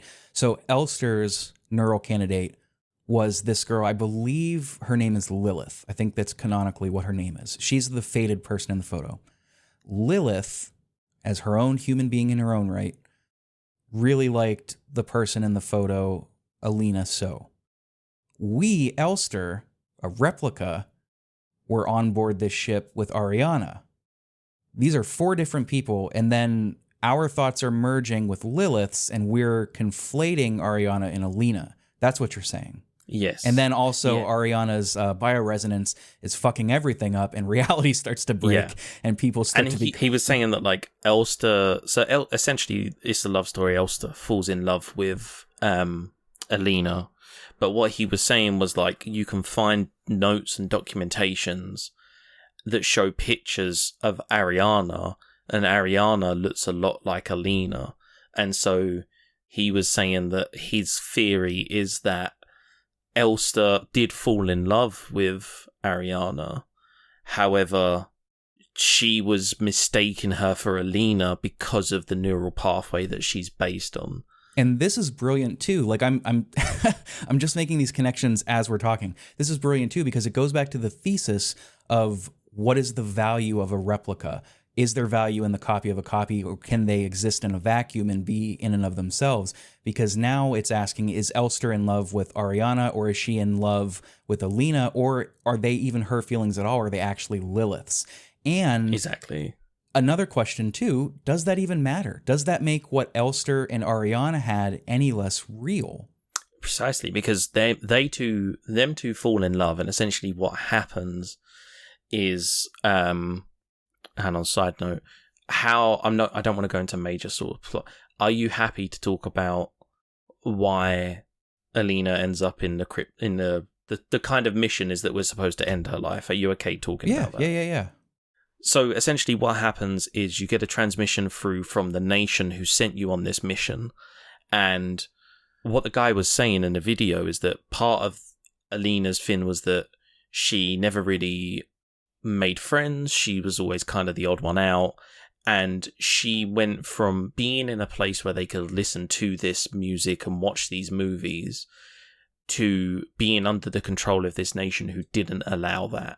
And so this mission was kind of her saving grace because she got the isolation that she wanted. She wasn't being bullied anymore, but also she was able to enjoy those things that she had missed.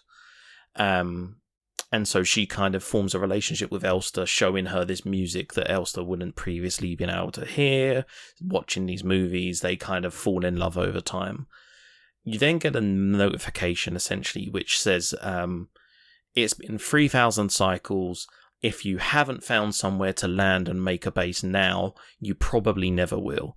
I absolutely love that note because it's so revealing about how that city-state or how that totalitarian government functions, right? Because what does the next line say? If you haven't found any, accept that you won't, but rejoice in the fact that those who come after will celebrate our great nation and succeed where you failed. Like, how fucking bleak. They sent them on a suicide mission.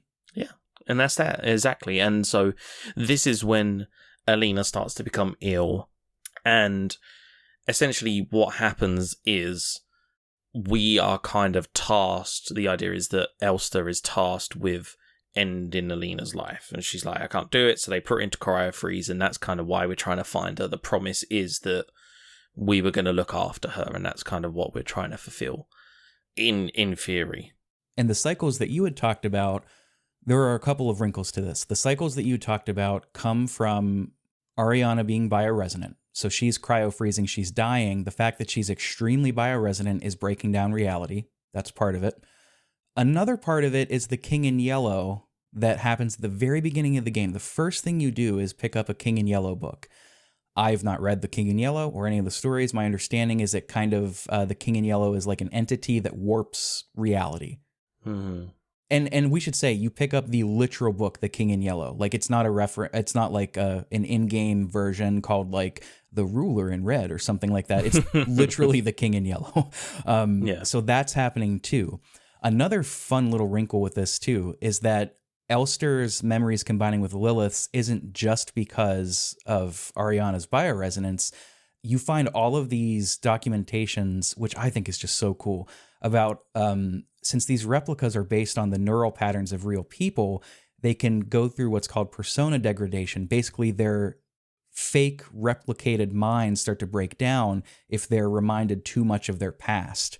With the Elster units in particular, it says that they should avoid being reminded of the war, which like immediately you're like, oh, I've been carrying a picture of that since the beginning of the game. They should avoid getting into close relationships with people. Double whoops. And then there's one other thing that I can't remember. There are so many different wrinkles that are contributing to reality just not working in a Euclidean way. Mm-hmm. It's just mind-bending. One question that's not quite as complex that I wanted to ask you, Ben. I have heard folks say, and this is so funny because they're unknowingly answering the question the developers are asking, probably in a way that the developers were hoping they wouldn't, like not engaging with the premise in a way. There are some folks that I have heard saying like, it's unbelievable that they would fall in love with a robot that does nothing to me. Like, why would you fall in love with a robot? That's the stupidest thing, which to me is like, maybe you're not taking the premise seriously enough, I guess. I don't know. Mm-hmm. Did that work for you? Like, do you have like, what's that joke from Futurama? I have like robot Futurama? Like, are you pro robosexual marriage? I can see it happening, right? Like for me, it wasn't that big of a deal. I kind of was able to quite easily sort of be like, oh, okay, they fell in love. But I mean, for me, I think if you break it down, if we assume that 3,000 cycles refers to a day as we know it on Earth, that is 8 years. So that's 8 years that these two spent on the ship together with no one else, just them two, 24/7. It's either going to go one of other. In my opinion, it goes one of two ways. They either kill one another or they fall in love. Like that's, I don't think there's any other two ways about it. So to me,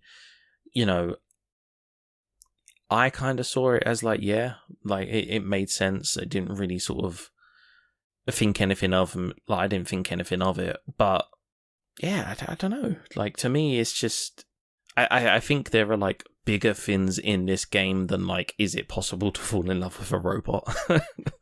But I mean, that is a fair question too. I mean, would those feelings be discounted because that quote unquote robot is a facsimile of a real person, or can the feelings exist in a vacuum? I think that's an interesting question that it's asking. I mean, like it is, and like you can break it down even smaller, right? Like what does it mean to be in love? Like what does it mean to be in a relationship with somebody? Yeah. Like for me, I'm not really. Most people wouldn't classify me as a romantic person. I don't make big romantic gestures, but that's because for me, romance is a small day-to-day thing. I was at the shops on the way back and I saw something and thought of you and I got it for you. Or like, I was like, it's just silly things. Like the other day, I was coming home from work. I popped into the shop to get a drink because it's really hot here in the UK at the moment. And I saw a particular drink that I knew my other half liked. And I was like, do you know what? I reckon she'll want that. So I picked it up for her, brought it home. To me, that's romance. That's the kind of like day to day, like I was thinking of you. Here is proof I was thinking of you. But it's like, you can kind of break it down like that, like what does it mean to be in love? Like, is it that kind of wanting to be with somebody? Is it that wanting to spend time together? Is it enjoying things? Like, that is like a whole other kind of question that could be asked, because like, who's to say that? I mean, Jesus, even real world, like there was a guy who was falling in love with a ChatGPT AI bot. Yeah. And I mean, this isn't the first time it's happened. It's just something I saw. Like, he's in a marriage, and his wife is saying to him, like, please, like, he's named the robot. He's like, yeah, she's called Soul. We're gonna get married. And the wife is like, please, like, stop talking to this fucking robot. And he's like, no, it's not a robot. Like, she loves me. And so it's kind of like, that's another question in and of itself, is like, who are we to say whether or not these two individuals were in love? It's complicated, because my gut reaction is that I'm pro Elster and Ariana. I am obviously very against falling in love with ChatGPT. Oh yeah, no, I meant, when I said there's two individuals, I meant Elster and Ariana. I should clarify that. Yeah, I think there's an easy way out. A way to get out of thinking about this by saying like, well, we can't compare it because there's also reality bending going on. It's not comparable. And then also, they are isolated on a ship, which like you can't discount that. Like you said, 8 years of being alone, just with this really humanoid, by all accounts, human in every way except the internals thing. That can perfectly replicate human behavior too. So like, I mean, look at lockdown, right? Like, lockdown made or broke a lot of relationships. You hear people constantly saying like, oh, me and my husband were constantly arguing all the time because it was in the house together, or me and my wife or whoever. That was a massive test. And that was, I mean, here in the UK, it was like, I think 3 months and then a bit of a break and then another 3 months. But that's just like 6 months in total. That's not 8 years. And it's not like there was no like popping out for a walk or anything. Like, that is complete isolation. Yeah, there are a lot of variables here that feed into what's going on, and it's not as simple as just comparing it to ChatGPT. I mean, it's funny. No. It's funny too. It is funny too, yeah. But that's the thing. I mean, it's like you said, the question, I guess, is kind of like, was Elster in love with her, or was the person whose neural pathway, like, was that programming in love with her because the neural pathway looked and said, you remind me of the person that I was close to when I was a human. Right. And is that love any less pure? If so. Yeah. Because that love, too, it would be a facsimile, right? A replica. Replicated emotions, right? And if those emotions are replicated, does that make it any less true? Put it under a microscope. Are circuitries and binaries and ones and zeros that much different from how our brain neurons function? There's not an answer to that. I'm just saying that is where we could go here. This comes back into, what does it mean to be human? What is the soul? There's no answer. You're not going to find it. You're definitely not going to find it here, but you're not going to find it like a true answer in science or philosophy or anywhere. It's why we're still asking these questions, right? What does it mean to be human? What does it mean to have these feelings? It's because there's no answers, and the only way to cope with it in some ways is to ask it over and over and have these conversations in a way, because we know that we're not alone in thinking it. I'm not crazy, because I know that other people are asking, what does it mean to be human? I know that other people are asking, like, well, what if I do fall in love with the robot? Or like, what if I only feel this way because like my feelings are replicas of my parents, of how I was brought up? Something to say like that. Yeah, I mean, I don't know, this small tangent, but it is relevant. I did psychology at A level, which is like, in the UK, that's the first kind of level that isn't compulsory education. I don't know how that translates to the US, but so I left compulsory school, did my A level, and then I went to university, got a degree in psychology. And one of the things that threw me for a loop, and it's really interesting because it was only like one sentence.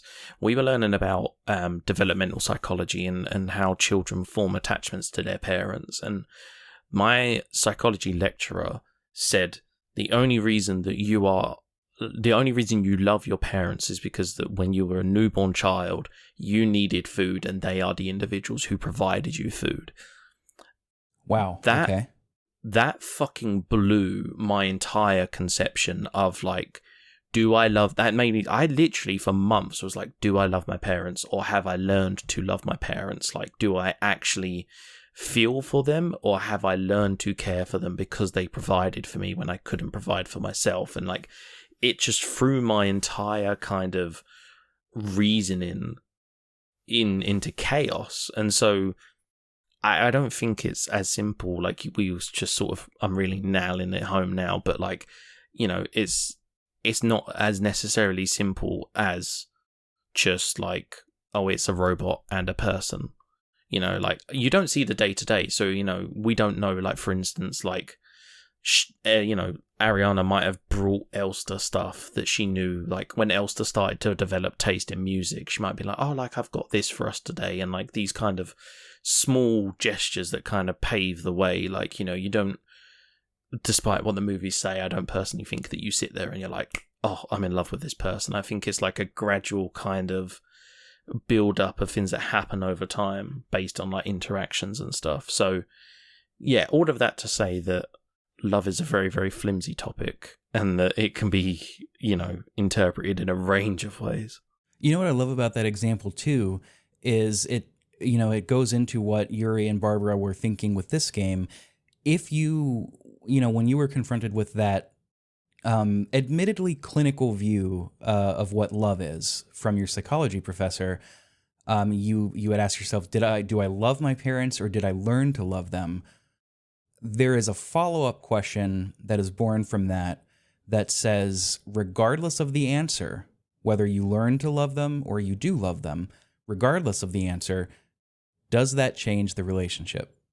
Mm-hmm. Let's say you did learn to love them, and, you know, had you been born and your aunt took care of you, but you still live with your mom and dad, would that change anything? You know, is that, in other words, is that love different based on how you view how it was born?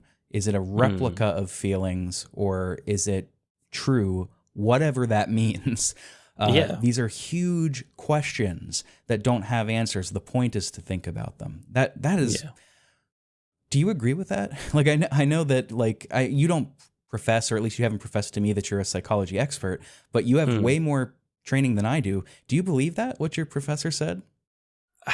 To be honest with you, funny enough, the kind of conclusion that I came to in the end was pretty much what you said, right? Is like, it doesn't matter whether I learned to or whether it was innate or whatever. Like, the fact is that I love my parents. And, you know, it was kind of solidified for me, and I won't get into sort of reasons, but like, I have a family member that I really do not like, and they are a blood family member, and I would go far to say, like, I don't love them. And I think that kind of realization kind of brought me back to reality, in the sense of like, okay, it doesn't matter, you know, if I grew up and they were like, that's your nan and you love them because your nan, that's your nan. Like, I was able to break away from that and say, actually, do you know what? I don't feel like I love that person. And like, I was able to kind of, at the end of the day, it doesn't matter, like you said, it doesn't matter how we got here. I think it's just a case of like, we are here. Like, I love my parents. It doesn't matter if it was a learn, if it's innate or whatever. Like, I mean, it's not on the same level, but it's the whole kind of like, you know, is a stepdad a dad argument that you hear people talk about, of like, that kind of like, that's the person that stepped up. That's the person that was kind of there. Does that make them any less of a dad because they're not blood relative? Like, it's that same kind of conversation of like, it doesn't matter at the end of the day. Like, that person is fulfilling that role, and like, if that person is viewed that way, that's all that matters. Like, if I feel that I love my parents, then that's the end line as far as I'm concerned. It doesn't matter kind of the reasons why or how we got where we are. That's where we are. It's a big, this game plays with a lot of big ideas like this, and the point isn't necessarily to figure out whether or not you agree or disagree with what they're saying, nor is the point to find the right answer, quote unquote, because there is none. The point is to just engage with these ideas and to examine them. It's become a platitude, a total cliche, but Socrates is credited as saying that the unexamined life is not worth living. I find this to be true. I think we need to examine the hows and the whys and the whats of our everyday lives, because once we turn going back to the David Foster Wallace thing that I mentioned earlier, take a shot, another mention of that man on this show. If you choose to live in an unconscious way, that's when you become part of the rat race. That's when your whole life goes by and you're not considering things. You're just on autopilot, and that's not living, right? You flipping that switch to choose to be conscious is about considering the little things and asking these questions that don't necessarily have answers, but the asking of them and the exploring them kind of is the answer, which is maybe a little bit abstract and frustrating. But, I was thinking about this. We took a brief break during the recording that you listeners don't know. But while we were breaking, I had this thought, I was really sheepish about doing this episode today. I didn't want to do an episode where the analysis wasn't like high level, that we weren't breaking down the narrative themes. But then I had the thought, like, I think how we've been talking about this around this game, I think I'm pleased with how it's turned out, at least in this moment, because while it's not an in-depth explanation of Signalis the game, it is a discussion around what Signalis is asking us to consider. And like we talked about a few moments ago, Ben, that's kind of the point, right? The point is to talk about this and to explore and grow our ideas by sharing. It's not about, what exactly happened on Sierpinski, how exactly is Lang related to Kitesh, the planet. That's fun, but like that's like small potatoes compared to the grand ideas of what, any artist, regardless of medium, is trying to do. So in some ways, like, yeah, I'm still a little disappointed that I didn't come like super prepared because I didn't recognize Signalis' game. But at the same time, like, maybe this is the direction the podcast goes in, that it's less about a comprehensive narrative breakdown and more about a subjective breakdown, talking about how the games made us think and feel. I don't know. It's possible. Yeah, and I mean, like, to flip that kind of on its head, right, is like, does that make your experience and our conversation of this game any less, given that we don't really know what's being spoken about? Like you said, it's... You could have come today... And I think this is the kind of the beauty of it as well, is like, you could have come today and you could have said, this is the law and this is what happened and this is the answers and blah, blah, blah. But we don't know that for a fact, right? That's your interpretation of it. And I think that's kind of like the beauty of Signalis, right? And I mean, especially like with this episode, right? You made a kind of comment about it at the beginning about how there are like a plethora of videos and podcasts and whatever about Signalis and kind of what it means. But that doesn't make this one any less important. It doesn't make it any less kind of worthy of existing, right? It's like, this is adding to the conversation. It's not supposed to be the conversation. It's kind of adding to it and is very much like a part of it. And what's beautiful about that is I'm going to echo what you said earlier. I finished this game, I rolled credits, which, by the way, just in case anybody's curious, I got the memory ending. Ooh. You remember what you got by chance? I got the... God, I was literally just looking at it. I think I got the ending where I kept my promise. The aptly titled Promise. Yeah. Ending. Yes. I don't know. Did you watched all the endings, I'm guessing? I've not actually watched all of the endings, no. Oh, okay. I'm not gonna, the secret ending I can't make heads or tails of. Sorry. It just raised so many more questions. But what's interesting, there's one ending called Leave where you show up to the ship and you say, like, I can't do it. You leave the ship and just curl up and die outside, like many other models have. The memory ending is different from the promise ending. You show up, but Ariana is so sick that she doesn't remember you. And you're like, it's me, Elster. Like, I'm here to fulfill my promise. And she's like, I'm sorry, I don't know who you are. And it's absolutely soul crushing because she, like, Elster says, it's okay. Don't worry. It's okay. And she just sits down beside the pod and she's like, can I just be next to you while it happens, please? And she dies. I'm not saying it just because it was the first ending I got, but I think that's my favorite one. My favorite one. It is so fucking tragic too. It puts a really nice bow onto it. And again, this is something that where is it? Yuri did this big Twitter thread, which is why I logged into Twitter today and saw feet, and I don't appreciate it. But Yuri did this Twitter thread about how she was watching somebody, or they, I don't know what their pronouns are, how they were watching somebody play Signalis on stream, and like the chat kept saying, oh, you got the bad ending, you got the good ending, no, the bad, true ending. And Yuri said, quote, perhaps it is lost in translation, but we tried our best not to write a, quote, good or, quote, bad or, quote, true ending. I think those who see the endings of the game in these categories have a very different understanding of the story than I do, which as the writer is just such a baller thing to say. Yuri goes on, I wish people would be more open to let others figure out for themselves how their ending made them feel. Instead of telling a streamer, you got the best ending, maybe you can ask, did you think this was an interesting conclusion? And they can decide if they liked it or not. And I mean, that's happened to me plenty of times where God, don't put me on the spot because I can't think of an example, but I know there have been times where I have gotten not the good or not the true or whatever ending, but it was the one that, for me, I felt fitted my experience and, like, my understanding of the story.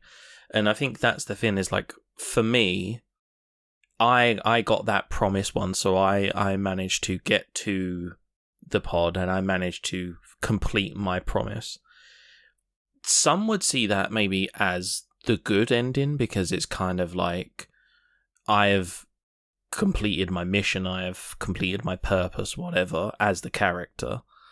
For me, like, I didn't actually see it as the good ending because, like, this replica now is just alone. This replica now no longer has... God, this is so morbid, but it's like, if Ariana was still alive, there's almost this kind of, like, imagination, right? And this kind of, like, what if, and, like, this, like, romanticizing of, like, these are the times we had together, and closure is very good, but in some situations I think, like, this, like, you can, when my character didn't have the closure and we didn't know what was happening, there was almost this kind of, like, clinging on to the past and, like, and kind of reminiscing. And I think, at least in my opinion, once the mission was kind of completed, that was the closure. And then it was like, now there isn't that reminiscing, now there isn't that what if, there isn't that kind of... There'll be memories of the time they spent together, but it's not as kind of prominent, if you know what I mean. Like, it's that story has kind of come to an end now. I've completed the mission, which isn't necessarily, in my opinion, the best outcome. Yeah, and I think in that way, promise and memory both offer some sort of closure. I mean, in some ways they all do. I guess it just depends on what you want out of that closure. The interesting thing, too, is there are some theory crafting folks out there that place all of these endings on a sort of timeline. Like, first it's the leave ending that happens, and then it's the memory ending, and then it's the secret ending, and then it's the promise ending is the final one. Because, I mean, if we're taking the lore at its face value, presumably once Ariana is dead, once she's done, then the loops stop. And then this whole thing is finished. The bioresonance is no longer going to fuck with the reality. These loops kind of end, like the Inception thing, right? If the dreamer ends, then all dreams within, they end too. I've never seen Inception. That's just what I'm gathering from when people talk about. But so it would make sense for prompt. Sorry? No, I was going to say that depends then, because like my thinking now is like, say we have reality and we are in like the sixth subset of reality, and that is where we conclude the promise ending, and that is where we end Ariana's life and she's not suffering anymore. Then how does that impact us being in that sixth subset? Do you know what I mean? Like that, if we're in that reality, then does that become our new reality? Or does like, do you get what I'm trying to say? Like I think so. How does it impact, if we think of it as like each instance is a subset of the reality, what happens then? Like, does reality cease to exist? Like, does the character cease to exist, or does that become the new reality? This is getting into like multiple timelines, and I always have a really that's tough kind time. That's kind of where it's going, and I don't like that. I'm of the mindset of like, I can understand the promise and the memory ending, which is the one you said where you sort of like finish it off, right? I feel like those, it depends on kind of how you look at it, right? Like, are you looking at it as this is a robot on a mission and that robot has now completed that mission? Whereas for me, I'm kind of looking at it as like a person. So like I'm imagining that like Elster is now like sentient and has a conscience, and it's kind of like, you know, if I'm honest, if I was in that position, I think I would do the leave ending. Like if I was Elster, I don't think I would be able to go through and do that. I mean, like I've been with my other half for 17 years next month. I don't think... Congratulations. Thank you. I don't think that in that position, even if it was to end her suffering, I don't think that I would be able to follow through and end her life. So I think going back to what Yuri was kind of saying about like what people see as the good and what people see as the bad and stuff like that, like I don't think that universally there's an answer for it, right? I think it kind of depends on your perception of that situation and the relationship and the individual and stuff like that. It's difficult to parse through, yeah. Gosh, I don't know, and I don't know if there's a right answer. And but that's the other thing. Like, I mean, you know, like, does there have to be a right answer, right? Like, it's just exactly for me. Like, that's my opinion, and that it's not necessarily like right or wrong. That's just my opinion. That's how I feel about the situation. That's like the beauty of opinions, right? Like, I don't know if you've ever heard this saying, but like my dad always used to say, it's like, oh, like opinions are like arseholes. Everybody has one, and it's like. You know, that's the kind of, it doesn't make it right or wrong. And like, I think to kind of say that something is like right or wrong, or like this is the true ending, this is the canonical ending, when it comes to Signalis, kind of goes against the whole kind of premise and the questions that it's setting up. Yeah, I agree wholeheartedly.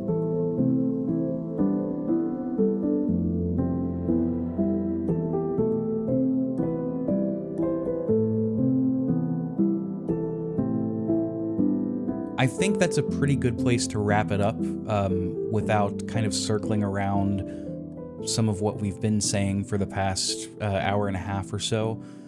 I think this was a productive and engaging conversation. I am looking forward even still to doing this on a more linear breakdown at a later date. But I think speaking about it at this level was exactly what they were hoping people would do when they were playing through the game. I think if you've made it this far, I mean, first of all, thank you if you've made it this far, but I would be interested to hear this conversation continue in the Discord, for example, or on social media, because that's sort of where these games live. You know, they live off of the screen, off of the page, whatever. So Ben, thank you for joining me. This has been great. And I'm glad that this has kind of put the fire in you to replay Signalis one more time. Yeah, no, thank you firstly for having me, and thank you for people if they are still listening. Yeah, I apologize. I feel like I kind of kept us going around the bushes, but like this game was deeper and more kind of intricate than I think I anticipated coming into it. I knew that it was a very kind of intricate story anyway, but yeah, it's definitely got me wanting to look at it with a closer lens. So yeah, and there's no better time to. I mean, it's available on pretty much every platform. I think even full price, it's like $20. Like, it is not an expensive game. It's not a lot, no. So do that. Report back to us, listeners. It'll be good fun. Indeterminate time for next year as to when we might do this. The rest of this year is already planned out. Who knows? Maybe the show won't even be around next year. I don't know. I'm not there. We'll figure it out together. But yeah, looking forward to talking about this more. Ben, you had mentioned early on that you did Signalis, I believe, as a Get Wrecked on Play Along Podcast, which is your podcast. You are one of 3 members on that show. And if you wouldn't mind, because I think this is your first appearance on the main feed for pixelprojectradio. So if you wouldn't mind telling the listeners what Play Along is, and then if you have a good recommendation that's, you know, something different than Signalis as to where they could start, feel free to give that too. So tell us a little bit about Play Along Podcast. God, yeah. So Play Along is myself, Jared, and Kai, and it's kind of billed as like a book club but for video games. We will break down. We each take it in turns, picking a game, we'll break it down, and we will basically talk about each leg, well, bi-weekly now. That is kind of like the core of it. We do go quite heavy with the story spoilers and stuff, so do take that into consideration. We encourage people to play along, hence the name of the podcast. We mentioned about the Get Wrecked. That's like a series we do where one of us and friend of the show, whoever, another content creator, will swap recommendations. There's a whole range of games on the main feed and the Get Wrecked. You know, we do bonus episodes now and then. So we have like a series we call Shame Cube, where we're going through the worst rated games on the GameCube according to Metacritic. We do like roundtable discussions and stuff like that. Honestly, I think in terms of the places to start, I think it would depend on what you're into. You know, I kind of default to the games that we have played that kind of evoke these kind of conversations. So Kentucky Route Zero, As Dusk Falls, Disco Elysium, these kind of games where there's different paths and there's different experiences. I will say, if you want to listen to it Get Wrecked, as of recording, it just went live. I did an episode with Eric from the Unlockables where we spoke about Chrono Trigger and Final Fantasy IX.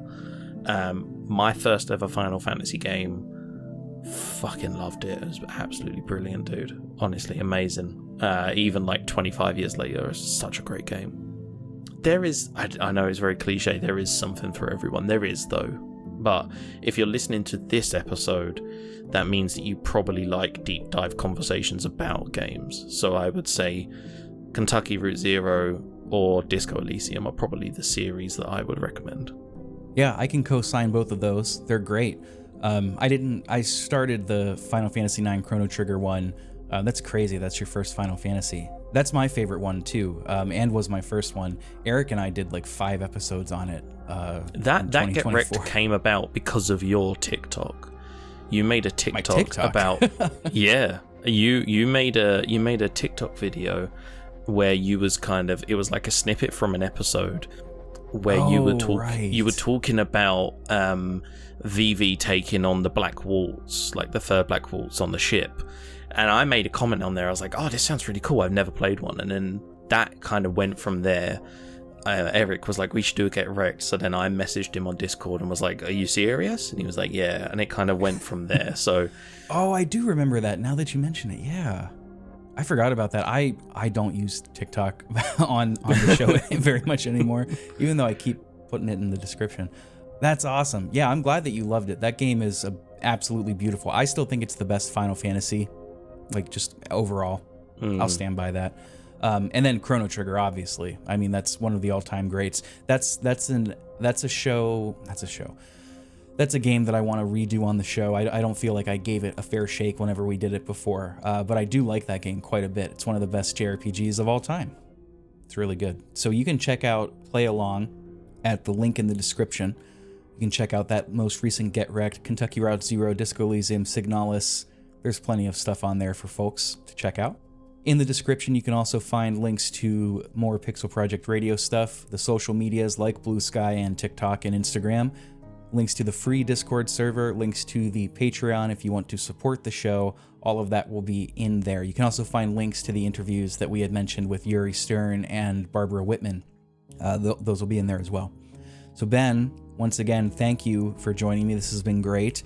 My regards to Jared. Jared was supposed to join us today. He had a conflict, so he couldn't come. But I think this turned out well anyway. So thank you, Ben. Thank you, listeners, for sticking around. And that's about all for today. We're going to sign off for now. I'm Rick. I'm your host. We'll see you next time. Take care.